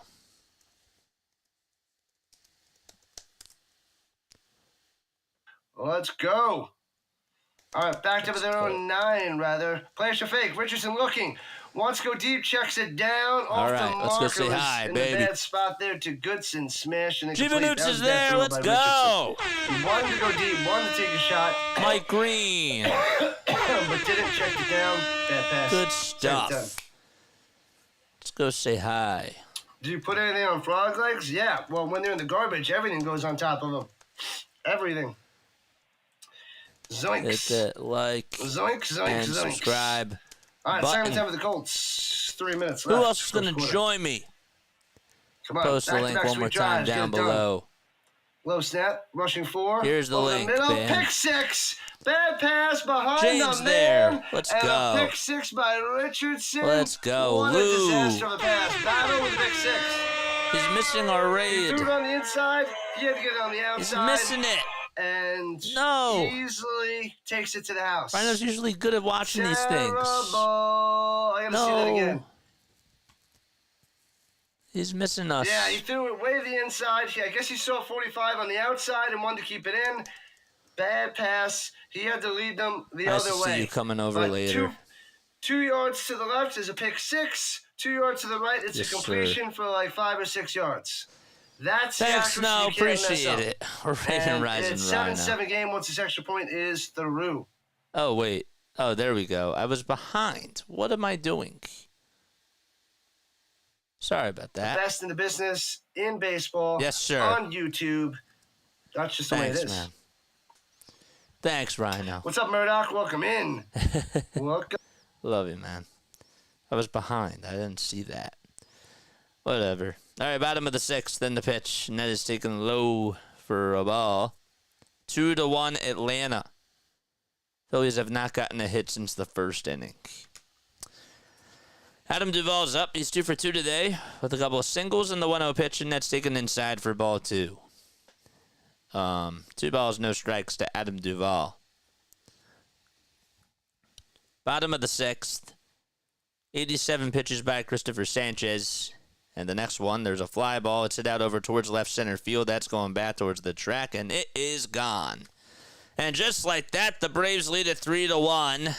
That was on a pitch that was right down the middle, and Adam Duvall goes yard and gets his 11th homer of the season. Wow. Oh, boy. It's just going to be one of those days, huh? 421 feet, 110 off the bat, and a 23-degree launch angle. That's wild. 3-1, bottom of the sixth. On the solo shot it out to left center by Adam Duvall. And here comes Arcia, and he takes a pitch on the inside corner for strike one. What's going on, Phillies VR? How you doing, man? The 0-1, that's going to be rolled over to shortstop. Turner has it, throws it over to first. It was a little high, and Harper's there to make the catch and tied the bag. Nice raid, people. Hope you hit the thumbs up button. He's really good with football. He is. And speaking that really good, Adam Duvall, even though he hasn't had a good season, he is overall a good baseball player. As he hit a solo homer out to left center field off of Christopher Sanchez, and it's 3-1 Atlanta. What's good, man? We got a quiet chat on here. Bottom of the sixth. 90 total pitches by Christopher Sanchez. And 1 out as well. And Sean Murphy's coming up. And he swings and misses at a slider.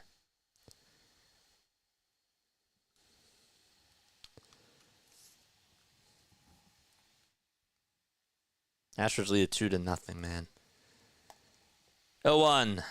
And that is taken for a ball. I think the best way to describe this team is consistently inconsistent. I love that. I love that. Because that is true. That is so true. The 1-1 pitch. Strike 2 called at the kneecaps. It was a slider.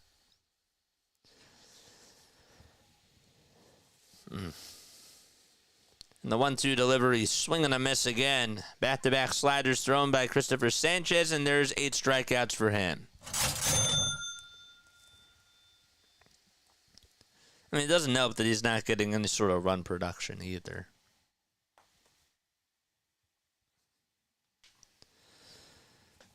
So it's 3-1 Atlanta.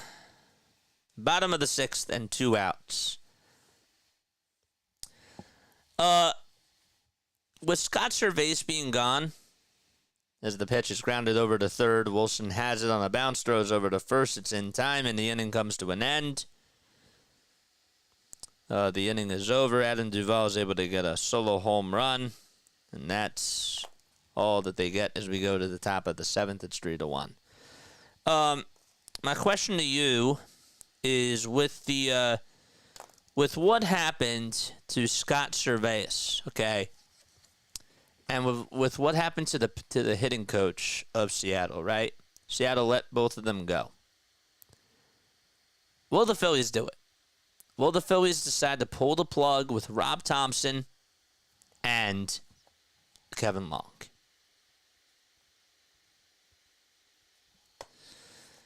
Adam Duvall hit the solo homer. I know that we said it a couple of times, but I know that some people weren't tuning in. The chat was pretty quiet at that point. So, yeah, Adam Duvall hit the solo homer. It's 3-1.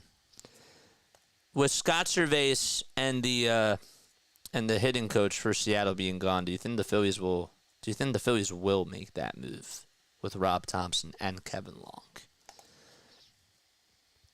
Let me know down below what you guys think about that. We're on the road to 4K, man. 14 more subs until we get 3,950 subscribers. I would really love to reach that milestone. If you could please tell your friends and family members about this channel, I would really appreciate it. It would mean the world to me.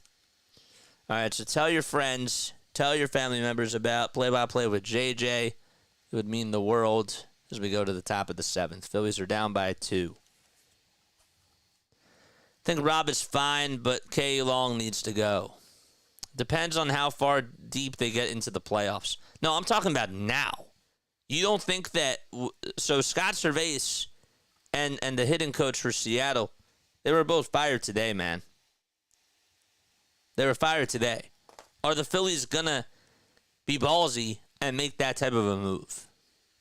Let me know what you think down below.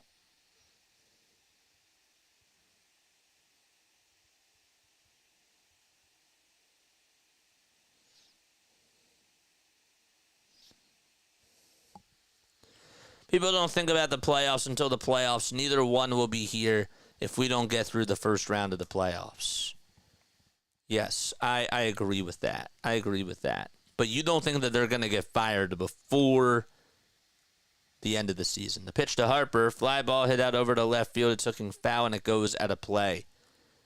So we're in the top of the 7th. It's an 0-1 count to Bryce Harper.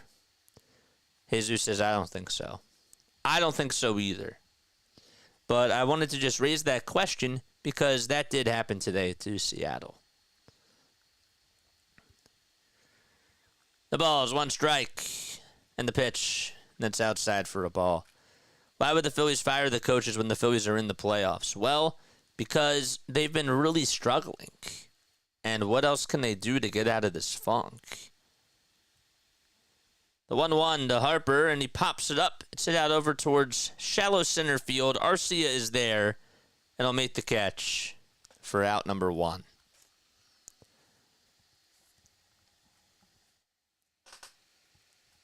They haven't gotten a hit since the first, guys. He's retired the last 18 batters. The last 18 batters. This has been going on for 6 to 8 weeks, man. How much longer does this have to go on in order for you to, not put blame on the head coach, the manager and the hitting coach? The pitch. That's fouled away. Why are they doing this?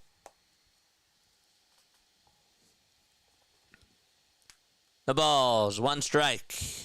And the pitch to Castellanos is low for a ball.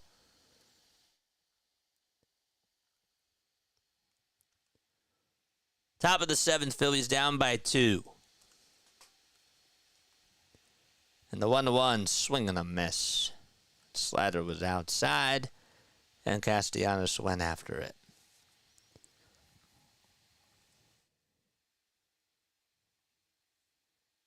Spencer in his last outing went 5 innings, allowed just 3 earned runs on 4 hits.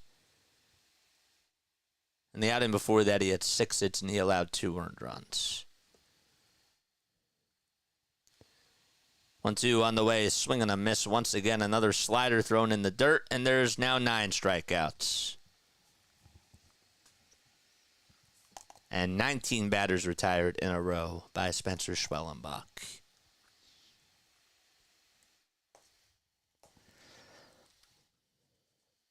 So, anybody going to answer my question? Why have they been losing? If it's not on the manager or the hitting coach, why have they had such bad approaches at the plate?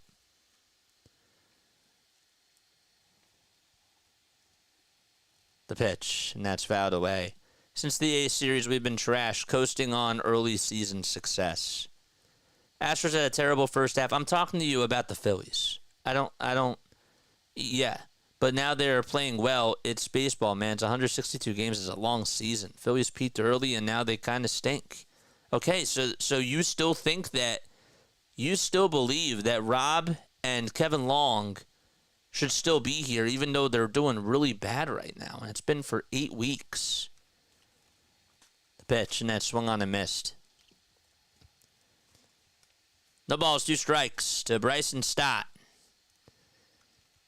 And the 0-2 to Stott is low and outside for ball 1. You're willing to just stay put. I'm just asking. I'm asking. 1-2 pitch. Ground ball deflected off the glove of Schwellenbach, and Stott is going to be safe, and that's going to be ruled as an infield single, even though it was a little bouncer over to Schwellenbach, and the Phillies have their first hit since the first inning. Sure, because of the epic first half, keep their jobs. Just because they had a really good first half. We just got one hit by... Yeah, I have no feelings anymore, says KGB. I'm not going to call him the B word because guess what? I know it's not that B word, but these guys are in the majors, so I can't say that they stink. The pitch to JT. Line drive it out over to right center field, and that's going to split the gap and go all the way over towards the wall. Stott's rounding third. The throw is cut off. The relay to the plate is not in time. And JT Realmuto gets on with an opposite field RBI double. There we go. So Stott does score all the way from first. And it's now back to a 1-run game. So Stott's the one that broke the curse, and JT gets on with an RBI double. That's how you do it. Come on. There we go. Ring those bells. All right, now it's Brandon Marsh who's going to come on up to the plate. Mojo Jojo. I know you said Mojo. And that's going to be it for Spencer Schwellenbach. Wow, I'm surprised that they're taking him out now. He was doing really well. All right. So, it's 3-2 in the top of the 7th, and the Braves are going to make a pitching change. I can't believe it, but they are. And Snicker's going to go to the bullpen. All right. How many pitches does Spencer have? I mean, he's doing so well. 95. How many pitches did he have? He had 94. Wow. If you fired Rob, the season is over. You got to let it play out. Now, if they collapse and at the end of the season you want to make a change, then I can understand. Okay. That makes sense in a way. It kind of does. I can kind of see that side. I get it. That's like, you know, a good devil's advocate argument for that would be, guess what the Eagles did last year, okay? Well, let's talk about what the Birds did last year. The Birds panicked, and they stripped the defensive play call duties, right, to a Sean Desai, and they gave it to Matt Patricia, right? That was a panic move. They sort of threw Matt Patricia under the fire, and you can't study a playbook for, you know, like a couple weeks. It takes a while to do that. But that was a panic decision.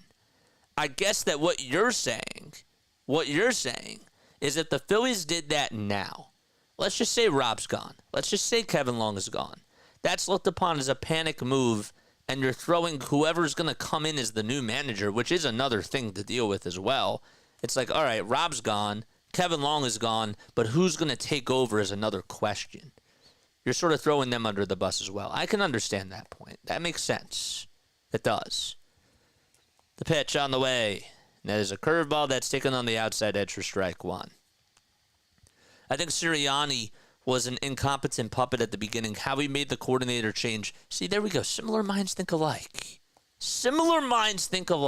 I could see your point there. The 0-1. That is taken down low for a ball. Bryce hitting .313 in May, .374 in June, and is hitting .198 in the last 30 days. You paying Bryce to be the leader, and he's failing right now. That's not on coaching. That's on Bryce. But it's not just Bryce that's slumping, though. It's everybody else. 1-1 pitch, and that is taken for strike 2 at the knees to Brandon Marsh. All right, 1 ball, 2 strikes, 2 outs in the top of the 7th.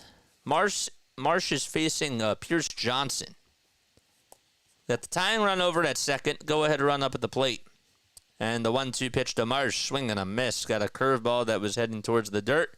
And the inning is over. So Marsh does strike out. And we head to the bottom of the 7th. It is stretch time. Out at Truist Park, 3-2 Atlanta. Yeah. All right. Bryce is the clubhouse team leader. You don't get it. No, I understand that too. I get that, but it's also an organizational perspective. So Jay Mess, did you think that last year with the Eagles' downfall, was that not on the offensive coordinator and the coaches, and was that just on Jalen Hurts? I think it's a mixture of both. All right, let's go to the bottom of the 7th. We have trivia time, which, of course, is brought to you by Ethan Baumholtz of Advisors Mortgage. All right, so if you are looking for a primary residence or a secondary home, or investment property in New Jersey or Pennsylvania, my guy Ethan Baumholtz has you covered. Make sure that you contact him today for personalized services. His phone number is 609-230-5558.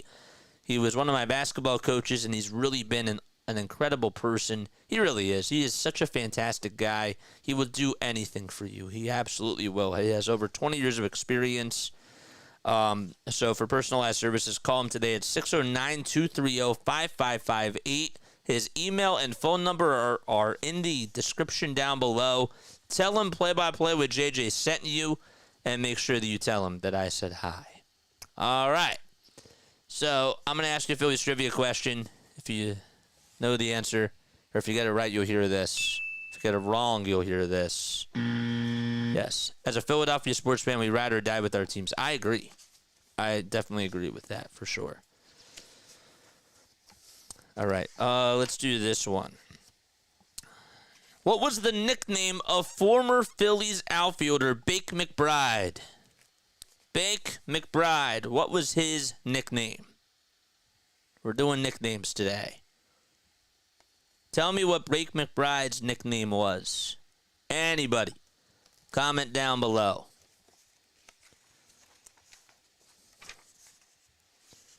Anybody know?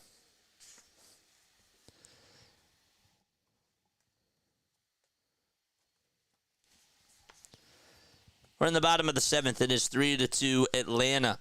What was the nickname of former Phillies outfielder Bake McBride? Shake and bake is correct. Good job, AZ Joe. 72, baby. Let's go. Kathy Ann got it as well. Hot Corner got it. Damon got it. Everybody's a winner. Patrick Kolb got it. Let's go. Bats McBaseball. the pitch on the way is swing and a miss. Kathy Ann, we've missed you. Hopefully you're doing well. We've been thinking a lot about you, that's for sure. 1 ball, 2 strikes. Tanner Banks on the bump for Philadelphia. And the pitch. And that's outside for ball 2. Michael Harris II is 0 for 2 today. So Sanchez is not in line to get the win. He's actually in line to get the loss. And the 2-2 on the way is low for ball 3. Banks is a left-handed pitcher. He's 32 years old. Was acquired at the trade deadline from the Chicago White Sox. 3-2 pitch. There's a little roller hit over to second base, and Stott will glove it over to first. Got him! Oh, man. Harris II wants to review this, but that was a big play by Stott. He sort of had to glove field it and throw it with his glove over to first. And that just gets the runner out, and Will Snicker is going to challenge this. And I can understand why. I can definitely understand why. But, man, let's see again here. Stott just made it over to first. He sort of had to dive and glove it over to first base. That was a very good effort. Bang, bang play, nonetheless. But Harris may have just beaten that out. That was a very good try, though, for sure. I think Harris just got his left foot on the bag. It is tough, though. If it's a tie, the tiebreaker goes to the base runner. Nonetheless, though, a ridiculous play by Bryson Stott.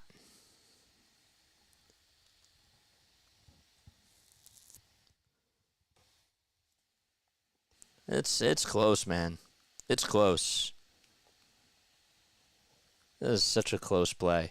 Hit the thumbs up button while we're in this little timeout here and subscribe to the channel. Braves are challenging this, and you can understand why a Snicker would do that.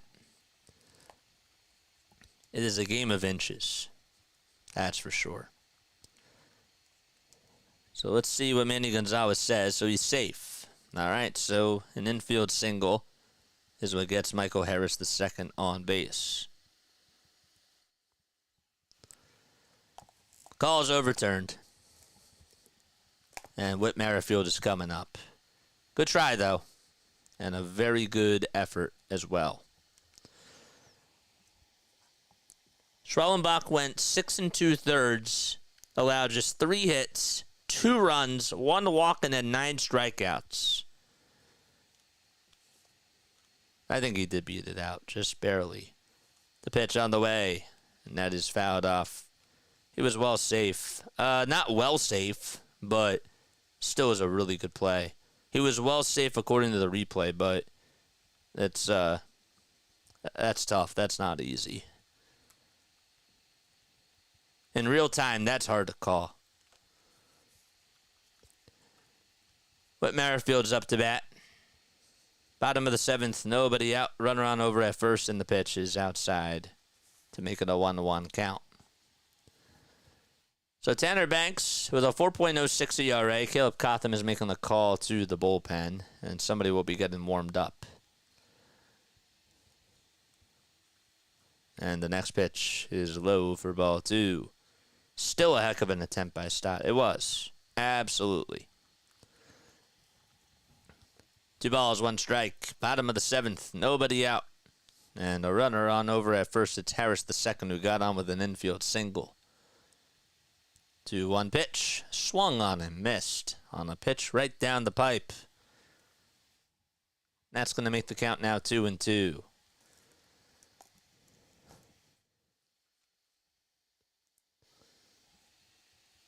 Banks looks over at first, and the toss back is not in time to get Harris. Didn't even have to dive for it.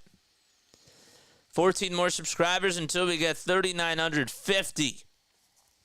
Make sure you guys like and subscribe. 2-2 pitch on the way, just a hair outside, and the count's now full.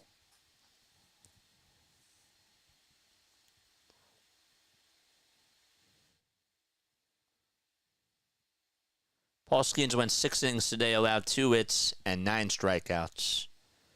And the 3-2 pitch on the way, swung on, lifted out to left field. It'll stay in the yard, though. Marsh is there to make the catch, and Harris, the second, goes back over to first. Just got away with one, and Merrifield flies out to left.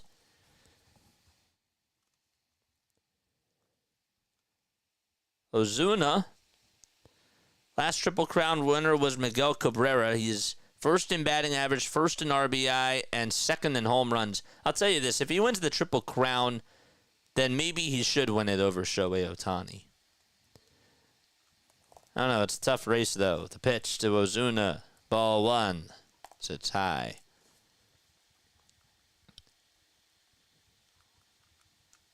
So 309 average, 37 homers, and 94 runs driven in.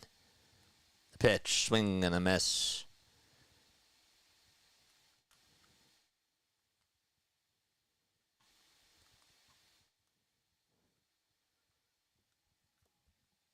One ball, 1 strike. And 1 out in the bottom of the 7th. 3 seconds left on the pitch clock. And the next pitch on the way, swung on and missed. Good slider thrown. That was on the upper third of the zone. I just watched the second Terminator the other day, once again. Oh, it's such a great movie. The second one's my favorite. The first one was good. I liked them all, except I wasn't a big fan of the fourth one without Schwarzenegger. 1-2 pitch. And that's a called strike 3. It looked a little bit high, but Ozuna is complaining about that call. And Banks gets another strikeout, and he cashes it in. There we go. Kind of like that. Banks cashes that in. That's good. I don't know. Maybe it caught the edge of the plaque. They don't really show a virtual strike zone on Fox until they go to the replay. The pitch. Swing and a miss. And you can kind of, I guess, sort of understand why the umpires make the calls the way that they do sometimes when you don't have a strike zone like that. The ball is 1 strike, and the pitch to Olson, swing and a miss. How about the curveball thrown there from Tanner Banks? I like them all too, says Lou. Oh, it's such a great franchise. I was 7 when I saw Terminator 1. It's a great franchise, bro. The ball is 2 strikes, and the next one is low. It was actually in the dirt for a ball. All right, so Larry, it's 3-2. Adam Duvall had a home run, and then the Phillies actually got an RBI double from JT Realmuto. And that would score Bryson Stott in the top of the 7th. We're in the bottom of the 7th. The 1-2 pitch, and that's fouled away. And Harris, the second, has to go back over to first.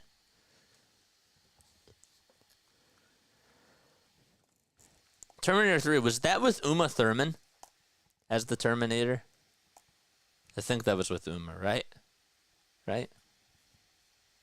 A ball, 2 strikes, 2 outs. Bottom of the 7th inning. And the next pitch is fouled back towards the screen. Who's your daddy and what does he do?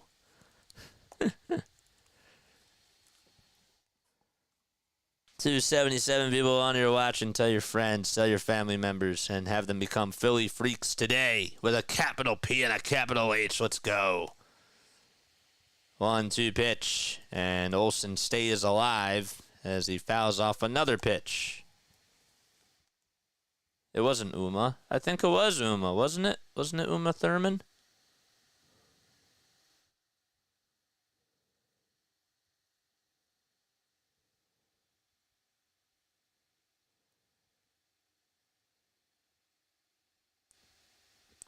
Oh, no, it wasn't her. 1-2 pitch, ground ball, hit over to third base, and the throw over to first is in time by Wes Wilson. Who was she then? All right, so the inning does come to an end, and we head to the top of the 8th. Phillies are down by 1. It's 3-2 Atlanta.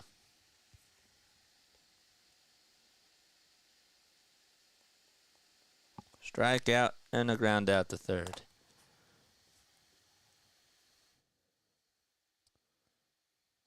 Terminator 3 cast. I have to look this up now. It wasn't Uma. Kristana Loken. Amelia Clark. No, it wasn't Amelia Clark.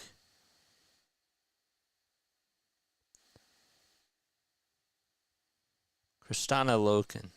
Okay, that's who it is. Got it. I was 18 or 19 when the first Terminator movie came out, Game Changer.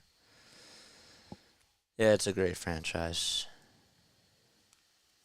Everything's too. Yeah. Yes.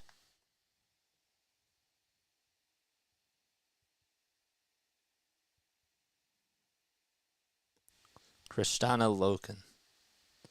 What has she been in now? Has she been in like any movies?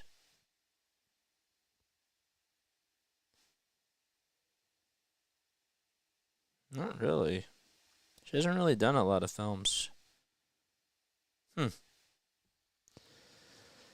Amelia Clark played a young Sarah Connor. Yeah, I forgot about that. Yeah, you're right. You're right. Yeah, you're right.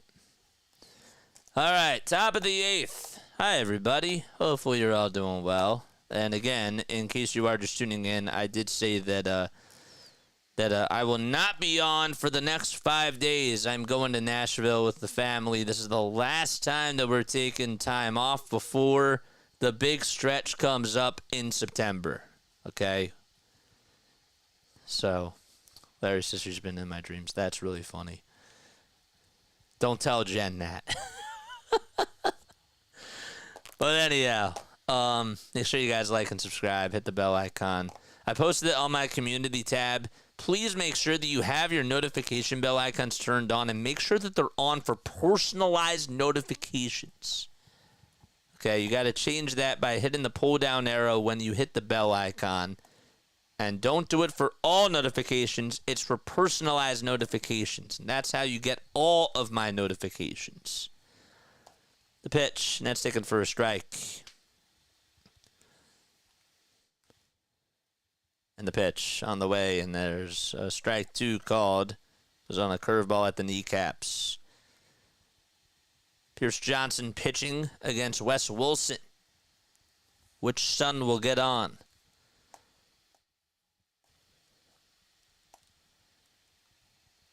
The ball is 2 strikes to Wes Wilson.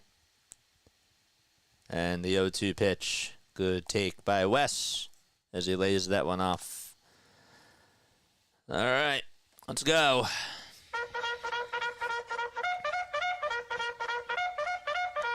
Charge!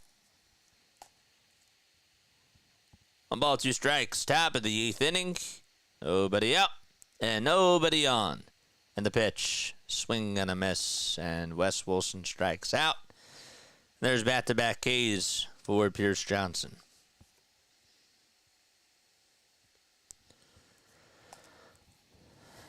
And Johan Rojas is coming up. I'm from Romania, cheering Phillies in Argentina. Thank you so much for finding our channel, man. Appreciate it. Atroce e Moche. Hopefully I said that correctly. Cal Stevenson is facing Pierce Johnson, and the first pitch is taken for a ball. So it's a 1-0 count.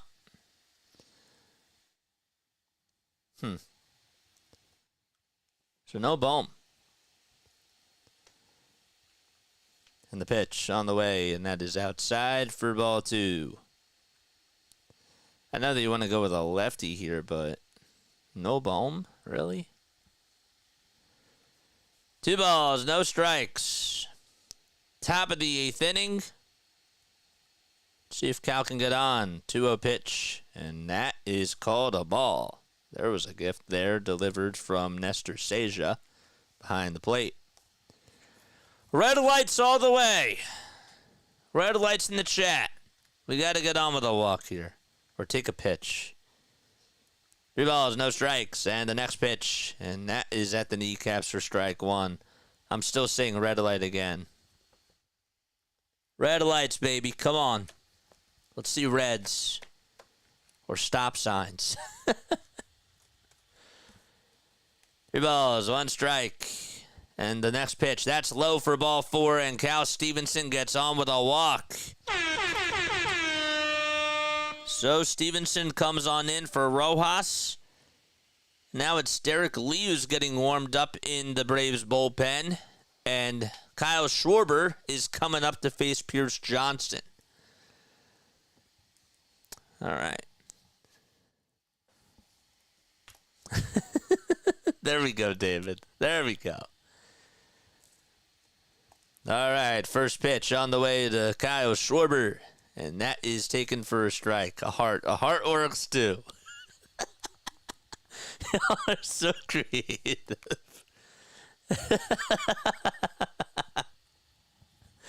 That's so funny. The ball is 1 strike, and the pitch to Schwarber. That was a little bit off the plate, not by much. 312 people on here watching. 312 likes. Let's go. 312 subscribers will be great as well. 1 ball, 1 strike. Tying run over at first base. 1 out. Top of the 8th. Phillies down by 1. The next pitch, and that's a little bit low. And outside for ball 2.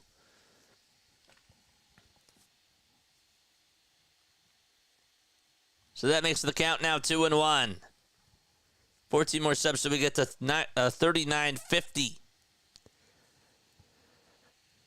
2 seconds left on the pitch clock and the 2-1 pitch, and that's outside for ball 3. Let's see more red lights. Walk them both. That'd be great. 3 balls, 1 strike. And Johnson gets set and delivers. Swing and a miss. Got a fastball that was on the upper third of the zone. Figured that was coming. And Schwarber was late on it. Pierce's ERA is at 3.40. He also has 52 strikeouts this season. He's from Denver, Colorado. Righty on lefty here. Up next is Trey Turner. 3 balls and 2 strikes.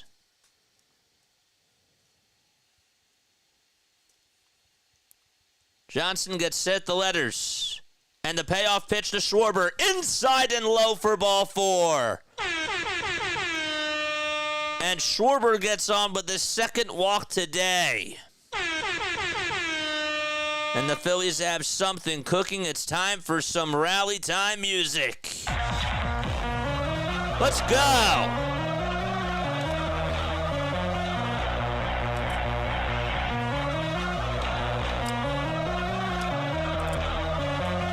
Let's go. Back-to-back walks. 2 runners on, and Trey Turner is coming up.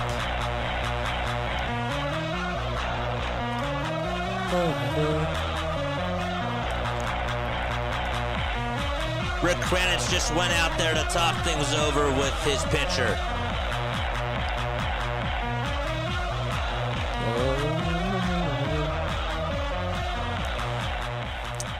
Now I'm curious. All right, so Trey Turner's coming up. They're going to leave Schwarber on over at first, and I guess I can understand why. 1 out, top of the 8th. Rally Towels in the chat, let's go. First pitch on the way to Turner, and he takes a curveball right down the pipe for strike 1.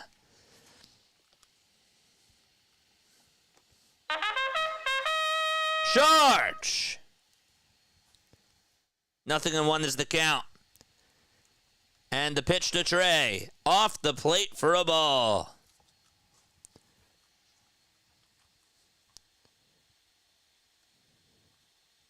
Good eye by Trey Turner.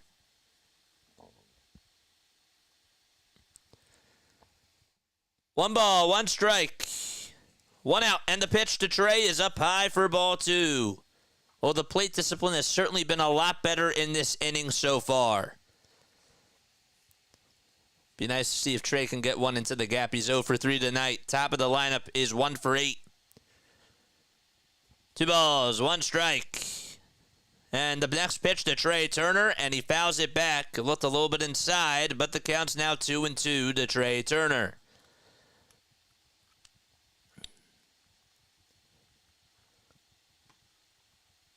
Turner lifetime against Johnson is 2 for 8 with 2 RBI. Looking for his 3rd. 2 balls, 2 strikes. And the next pitch to Turner. Ground ball hit over to 3rd. The throw over the second. There's 1. The throw to 1st in time for a 6-4-3 double play.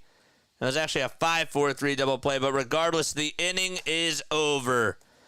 And that is a big rally killer for the Phils. And we head to the bottom of the 8th. The Braves lead it 3-2. Man. That's a bummer. That is a bummer. All right, 375 people tuning in. My name is Jason Joseph. This is Play-by-Play with JJ. Thank you all so much for being here.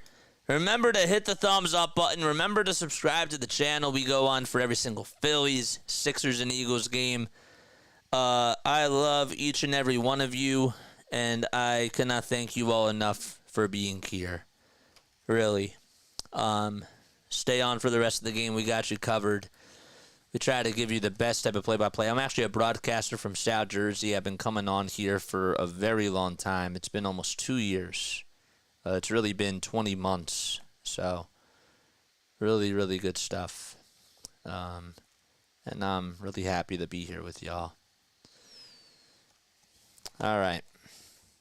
So, bottom of the eighth, and it's Ramon Laureano, Adam Duvall, and Orlando Arcia who are due up to bat. Man, we got a lot to say after that. Turner's double play. That was not good. Not good.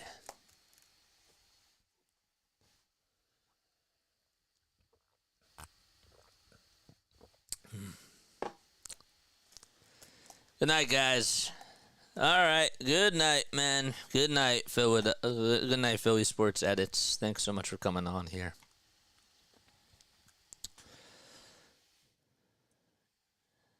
Game over, says Larry. Game over, he says. We got 290 people tuning in. I want to thank you all so much for being here. Let me know down below what your favorite Phillies memory is. Besides Bryce Harper's swing of his life, what would you say is your favorite Phillies memory that you got to see? Let me know down below. It was early on the curveball, Trey. And he tried to hustle. I give him that, but let me know what your favorite Phillies memory was, or favorite baseball memory. The pitch, and that's taken for a strike. Mod Squad, how many likes do we have? Keep the like counts coming. At the end of every single full inning, I need somebody to give me a like count. All right, that's the rule heading forward. Somebody needs to give me a like count after every inning.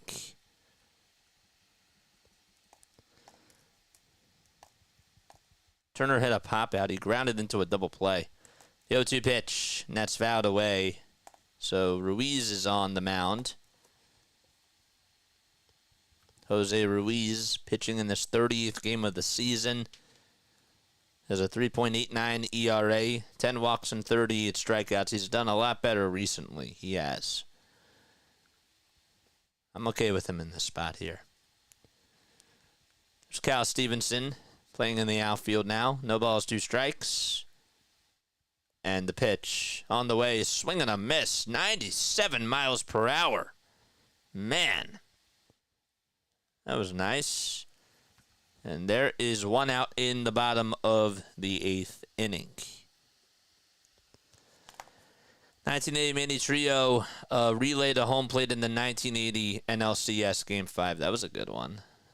Gene Segura, crazy game against the Cards. You mean the base hit that he had that he was chasing after? I miss him. Yeah, that was a good one, too. That was a bad pitch. But he got it. It's a results league. That's what matters. 0-1 pitch, and that is low for a ball. That run was magical. That was such a great run. Halliday's no-hitter in the playoffs. One of mine is Halliday's perfect game, man. That was great. 1-1. That's up high for ball 2. Lorenzen's no-hitter was cool as well. 136 likes. People keep it coming. Freaks, come on. This is our last game before we're off for 5 days. I need us to get to 200 likes. And feel free to donate to the channel as well via Super Chat. 2 balls, 1 strike, and the next pitch is up high for ball 3. We had a $50 donation the other day. I want to say thank you again to Thelma for the $50 dono yesterday. That deserves another one. That was really, really nice. 3 balls, 1 strike, and the next pitch on the way, swing and a miss. A 96-mile-per-hour pitch to Jarrett Kelenic, who is pinch hitting for Adam Duvall. That's a good move. Reese's bat spike was a good one. 3-2 pitch. Strike 3 called at the knees. And Ruiz with a beautiful, nasty fastball that came at 96 miles per hour, just able to freeze up Kelenic, and there's 2 away.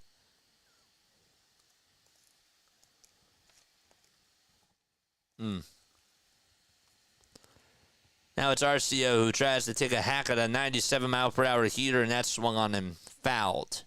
Ruiz is on today. I mean, my goodness. That's a plus. I like him using this spot here. No balls, 1 strike to Arcia, and the next one is a curveball that ended up being pretty flat and up high. October 21st of 1980 is when Trio had that play. 1 ball, 1 strike, 2 outs, bottom of the 8th, 3-2 Atlanta. And the pitch is off the plate for ball 2. Hit that thumbs up button, baby, and subscribe to the channel. Raisel Iglesias is warming up in the bullpen. And the 2-1 is up high for ball 3.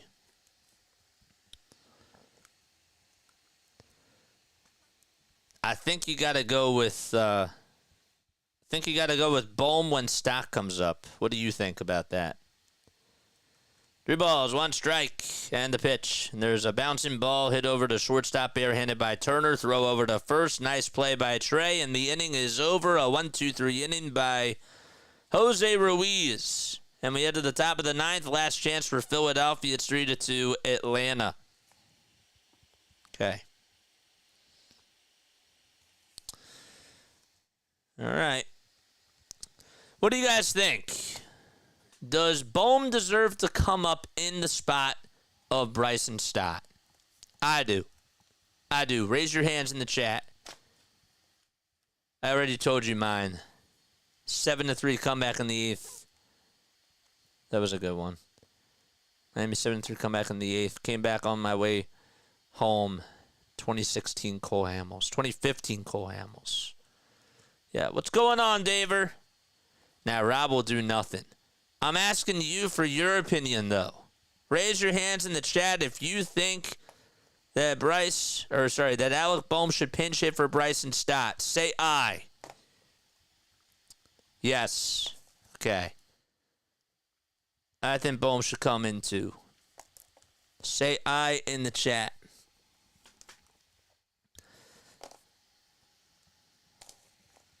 All right, top of the 9th, and Raisel Iglesias is going to pitch. Wouldn't it be wild? Okay. I'm going to put the camera on me for a second. Don't you think it would be wild if Bryce Harper comes up and hits another home run off of Raisel Iglesias to tie the game? Just saying. I'm just saying.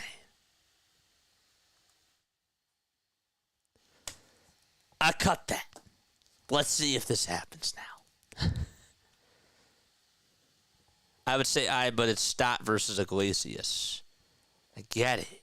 But Bohm is the better hitter than Stott right now. Bryson Stott versus Angels. What, Angel Hernandez? Oh, you mean the walk-off home run. That was a nice swing. Hi, my friend. I'm from Brazil. You do a great job. William, I appreciate that, man. I'm usually on for every single Phillies game. I won't be on for the next 5 days, but we'll be back on Tuesday, man. All right, 3-2, top of the 9th. Iglesias is going to try to close the door. 22 innings under his belt, 26 strikeouts. And the first pitch to Harper, and it's a strike called as a sinker on the upper third of the zone. Harper is 6 for 9 lifetime against Iglesias with 4 homers. We know the success that he's had. Can he come through here? The 0-1 to Bryce, fouled back towards the screen.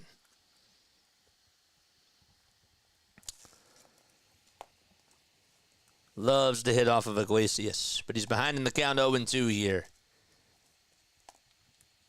And the next pitch to Harper, and he just barely stays alive.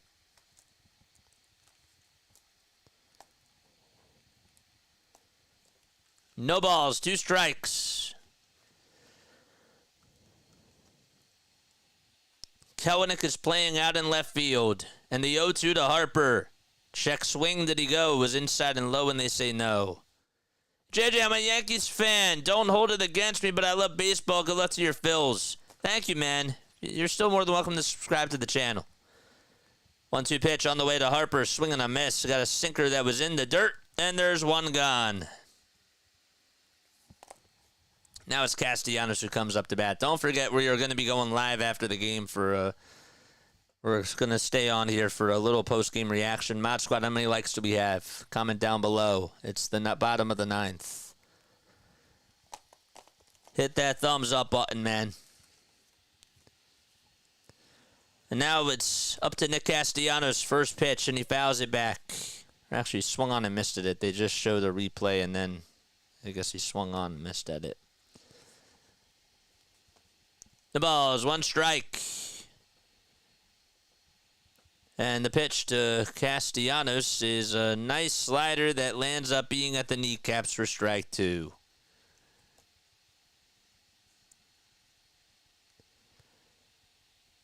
At the RBI fielder's choice ground out his first time up. And the 0-2 pitch, swing and a miss. Chased after a slider that was low and outside. And the Phillies are down to their final out. What's Rob going to do? Stott versus Iglesias or Bohm versus Iglesias? Let's see. Man. Not a good at-bat whatsoever. 3-2, top of the 9th, 2 outs. And it's Stott that comes up, and the first pitch is in there for strike 1. At 97 miles per hour. Stott did single in the 7th. Braves fans standing, and the 0-1 to Stott. Strike 2 at the knees at 97 miles per hour. And the Phillies are down to their final strike. Braves fans standing on their feet. 0-2 to Stott.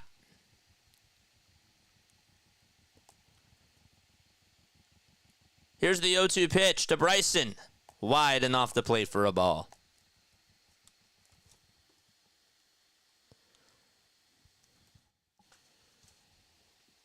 One ball, 2 strikes. 2 outs, top of the 9th, and the 1-2 to Stott. Here it is, swing and a miss, and that's the ball game. So just like that, Iglesias comes in, strikes out the side, gets himself a 1-2-3 9th, and there's another save on the season for Raisel Iglesias. And the Braves take the series against Philadelphia and win the series 2-1, but win this game by a final score of 3-2. We have thoughts. And we will come on and rant in just a little bit. We're still going to be on here, but Phillies do lose this game by a final score of 3-2. And the Braves do take the series. The guy that gets the win is Spencer Schwellenbach. He went 6 strong innings, or 6 2/3, had 9 strikeouts, 2 earned runs allowed, just 3 hits. Retired 18 batters in a row. And Raisel Iglesias, the guy that has been closing the door for the Atlanta Braves, able to get now what is his 28th save of the season. Now 28 for 30 in save opportunities and has lowered his ERA to a 1.48. All right. Braves win, and the Phillies will be back tomorrow night. We will not be back tomorrow night, and we will be back instead on Tuesday. All right? So let's talk about this game, shall we? I have things to say on here. I appreciate you all so much. Stay on here for this little post-game show, man, because I have my own thoughts, and I want to hear what you guys have to say. I really do. I really, really do. This is absolutely atrocious. This is disgusting. And yet, somehow, this team just cannot hit. They cannot hit. 18 batters retired in a row from Spencer Schwellenbach, out of all people, with all due respect. 18 batters retired in a row, and the Phillies could not solve him today. Just had a terrible plate approach once again, and just couldn't get the job done. Every time I see somebody come up, swing at the first pitch, take the first pitch. It's a strike. The at-bats per pitch, the amount of pitches for at-bats today, I think that I probably saw on average about 3 pitches in an at-bat. Besides the 8th inning. 3 pitches. 3. JT had the RBI double. That was on the first pitch out to right center field. Just incredible. Trey Turner's double play ground out in that 8th inning was absolutely atrocious. That was the game right there. Cal Stevenson, I didn't even agree with putting him in as a pinch hitter, but he got on with a walk against Pierce Johnson. And then Schwarber got on, battled in a good at-bat, got on with a walk, and Trey Turner grounded into a double play. He was on top of the slider. He mistimed it. A lot of top spin on it, and just that. And that was the game. That was the game right there. But I'm more so just concerned again about this offense. Marsh is swinging at pitches that are in the dirt for strike 3. And Schwellenbach can just throw garbage, man. He can just throw garbage. And yet they're going to chase after it anyways. So, I said in my video yesterday that Rob Thompson is officially on the hot seat. And what that means is that these next 10 games, well, now it's 8 games now, he has to average a C or above with his management. And yesterday he got a C. Today he gets an F. First and foremost, Wes Wilson playing at third base should have never happened. Edmundo Sosa has to play over at third base. These are must-win games. I can understand Bohm needs a day off. I'm fine with that. I get it. I understand it. Casty shouldn't be batting in the 4 spot. I would have never done that. That's just me personally. But it is bad. It is really bad. It is not fun watching this team right now, just putting up terrible at-bats and just not getting on. Christopher Sanchez did a pretty good job today. Only mistake, the solo homer that he allowed to Adam Duvall. He had a couple of, the RBI ground rule double that was hit by Gio Urshela.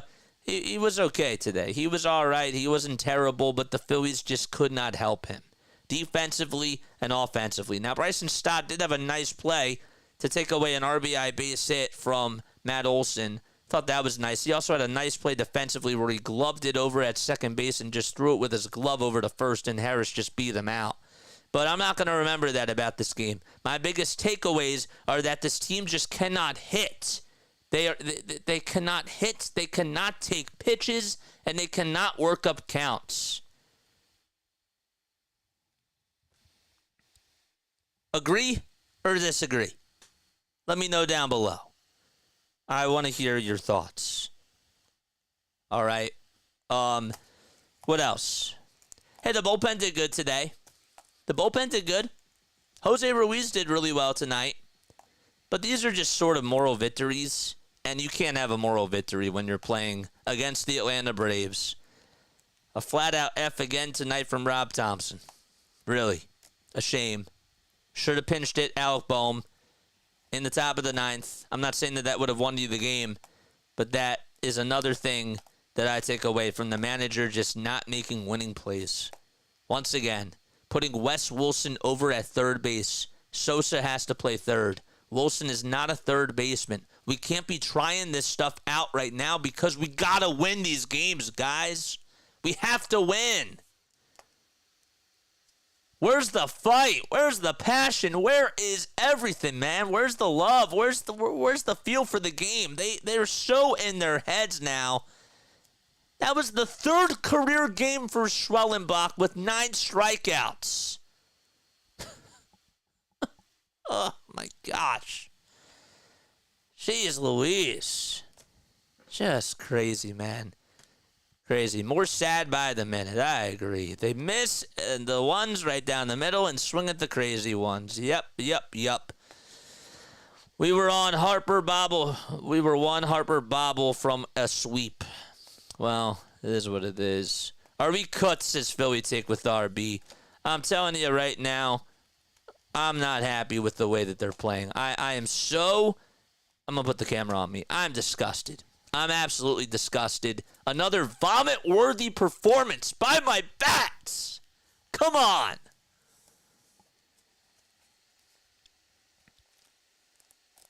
Harper went fishing after a pitch that literally was heading towards the dirt, and he was sort of like digging it out. He's been doing that now. People were asking me, what was he hurt? Why are you swinging at those pitches? Why? He's not himself. Everybody is in their head. Everybody's in their head.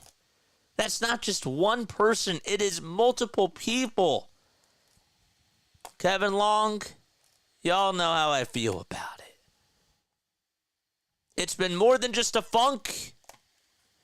It's all right, guys. We're just in a funk. It's more than just a funk, my guy. This team has been horrendous, and now you guys are finally seeing it. It is so sad.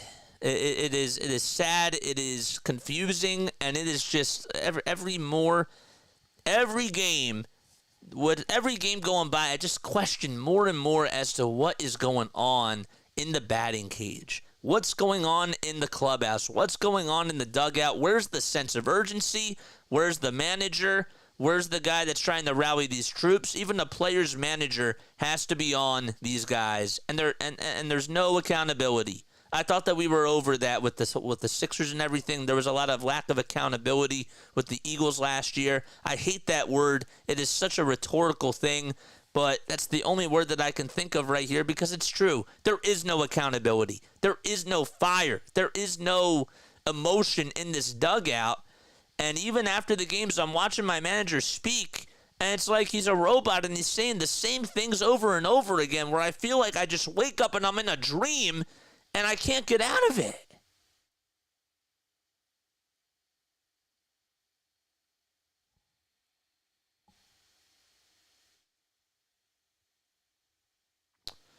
Deep stuff.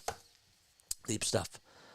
All I can say is you better not be Kansas City. There are a lot of other people a lot better. They're a lot better than last year. Something has to change. I can't with this nonsense. I agree, man. Phillies are cuts, says Midget Pigeon. Harper looks like he drinks bourbon and smokes a lot of cigars in a day right now. Rice is terrible. What else do we got? Giving away games, says Scott. Yeah. And again, it still goes back to Bryce Harper not pinch hitting. Something only Philly fans can understand, the complete flip of a switch mid-season. I can't understand it, my guy. And RB, shout out to you, man. Thank you so much for coming on here. I appreciate it, man. Keeping me sane. I was yelling the other day. I'm getting tired of this, man. I'm sure that they're getting tired of this too, but it's not fun. It's not fun, man. Better not be cooked. Losing 2 or 3 every day. Let's go back to the live stream page, shall we? Let's do that. Phillies have enough quote-unquote easy games left to win 90, which will be plenty to win the NL East. No panic.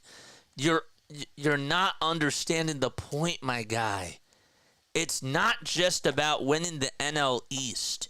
It's about having the best record in baseball and yet and going to the World Series. That's the floor. That was the expectation. And to say that, they're going to be fine when they've been losing like out of the last 7 to 8 weeks, and you're still okay with this? You're still okay with it? Don't you think that it would be unacceptable if you were running a team, if the shoes were on the other feet, man, and you're managing a ball club, would you be okay with them just giving up these games just giving away these games and losing them for 7 to 8 weeks? If you're a manager, would you just sit back and just say, yeah, like I'm totally cool with it, I'm totally fine with it, when the expectation is for them to win? I don't think you'd be okay with that, my guy. That's why the season's changed, but every time I see Rob's face, Jane says I want to punch it or at least slap it. Lol. We have a goober as the manager. What do you expect, says KC? Well, KC will be playing you tomorrow. And the Sunshine Band. Just kidding. They just don't care, says Adam. Adam says they don't care. Looks like the Eagles 4.0. Tyler says this is not a World Series team at all. I'm so happy. Ha ha, guys, y'all lost. Well, thank you, man. Thanks for rubbing it in. I appreciate that, man. We don't do that to y'all. We don't do that to you guys, but thanks for rubbing that in, dude. The good news... Oh, wait, there are several teams better right now. The good news is that the pitching is still good. Just gotta get Harper out of his slump. It's not just Harper, though. Forget best record in baseball. Forget World Series. Phillies were playing over their heads in the first half. And where did that go, JMS? If you're a manager of this team, don't you think... If the shoes were on the other feet, would you be satisfied with this? I don't think you would be. It seems like, and this is just me, but it seems like that you're okay with this. Like, this is acceptable. You think that it's acceptable. That's the way that I'm looking at it, though. I don't think the expectations were that high to start the season. Many picked the Atlanta or New York Mets to win the division. Phillies played super great in the first half. No, the expectation was for them to win the division and be one of the best teams in baseball. That was the expectation. If we wake up our stars, then we have a chance. But if is a big word. It's everybody. It's not just the stars. It is everybody in this lineup. Everybody is cold. It's okay, y'all tried. We were just good, says Shay. This is why we tune in. Keep telling it how it is. It's the truth, man. Look, I'm going to say one other thing, okay? I'm going to say one other thing right now, okay? Again, the way that I look at the hot seat is like this. I said Rob has 10 games to figure this out.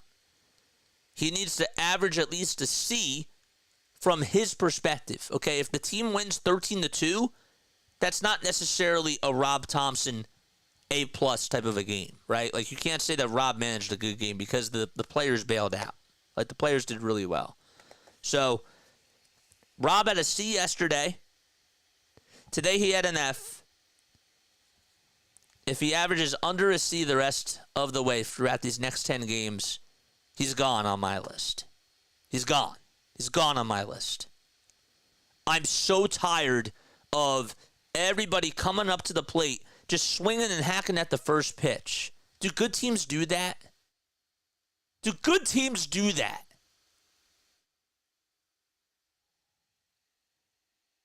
I can't blame this on the bullpen. Today single-handedly is on the starting lineup. 18 guys retired in a row by Spencer Schwellenbach, guys.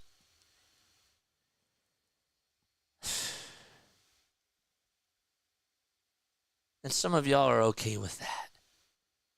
How do you sleep?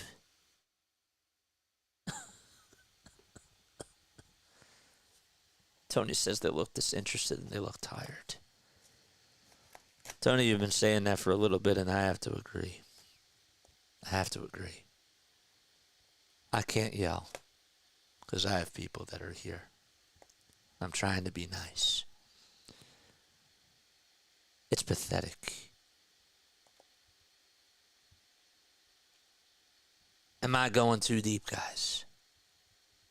Do I have a right to feel this way? Do I have a right to be angry at the manager, the hitting coach, and the players? Please let me know down below. We're going to cut this, of course, into form, and we'll make this into a podcast as well. Please let me know down below. They can't find a way anymore. This reminds me, I'm not going to lie, the more and more you think about it, the more it reminds me of just the Sixers. I hate to bring this up. It reminds me of the Sixers just getting stuck every single year. Imagine if the Sixers, with all the second-round exits that they had to deal with, right? Imagine if that was compiled into a season, a half season. That's where the Phillies are right now. They can't get over that hump to win a series against a team of over 500 right now. Take all the second-round losses that they've had. That's where this team is. When you put all those second-round exits back to back to back to back to back. Because these series have been really big. You're playing against the Dodgers. Okay, that's the only series that you win out of all of them. Diamondbacks, team over 500. You lose that series. Lose the series to the Atlanta Braves. Team over 500. Minnesota, team over 500. You lose that series too. It's a marathon of losses to teams that are over 500. Lose the series to Cleveland. Lose the series to the Yankees. Do I have to keep going on? Do I have to keep going?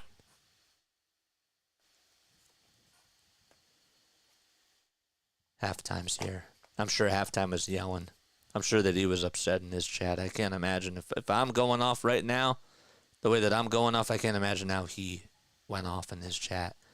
I asked the same thing, Philly Halftime. An F of a performance today by the manager, Rob Thompson. You can't put him over at third. Sosa has to play. Give Bohm the day off, that's fine. Put Sosa over at third. You got to win these games. All right, I'm done. I'm done lecturing. I'm done babbling, man. I'm getting Eagles flashbacks. I'm getting a lot of flashbacks, man. Right, maybe the schedule was soft in the first half, too. I'm not going there. That might be why the Phillies had such a great start. Now they're playing the tougher teams. They played good baseball, though. Halftime, thanks for the membership. Dude, thank you so much for the I thought that he became a member of the channel. Sorry about that. But no, that was really nice that you got him to be a member of the channel. I don't think it's the hitting coach. The hitting coach is not the one that's teaching him how to go up there and hack away and don't care where the ball is. It's the manager and the players. It's a combination of all three. It's gotten to the point where it's everybody. Everybody deserves accountability. If you're letting the hitting coach off the hook, that's incorrect too. That's how I feel, though. I need a vacation after this game. Spencer looked like Carlton out there. And I'm taking a vacation. So, all right. I love you all to death. Another terrible series by the Phillies. But we'll be back on Wednesday afternoon when they play against the Astros to wrap up the series. I'll catch you all in the next one. I'm going to go vomit right now, but I do love you guys. I love you all to death. Freak Nation, stand up as we head out. Lalatov, everybody. Good night and sweet dreams.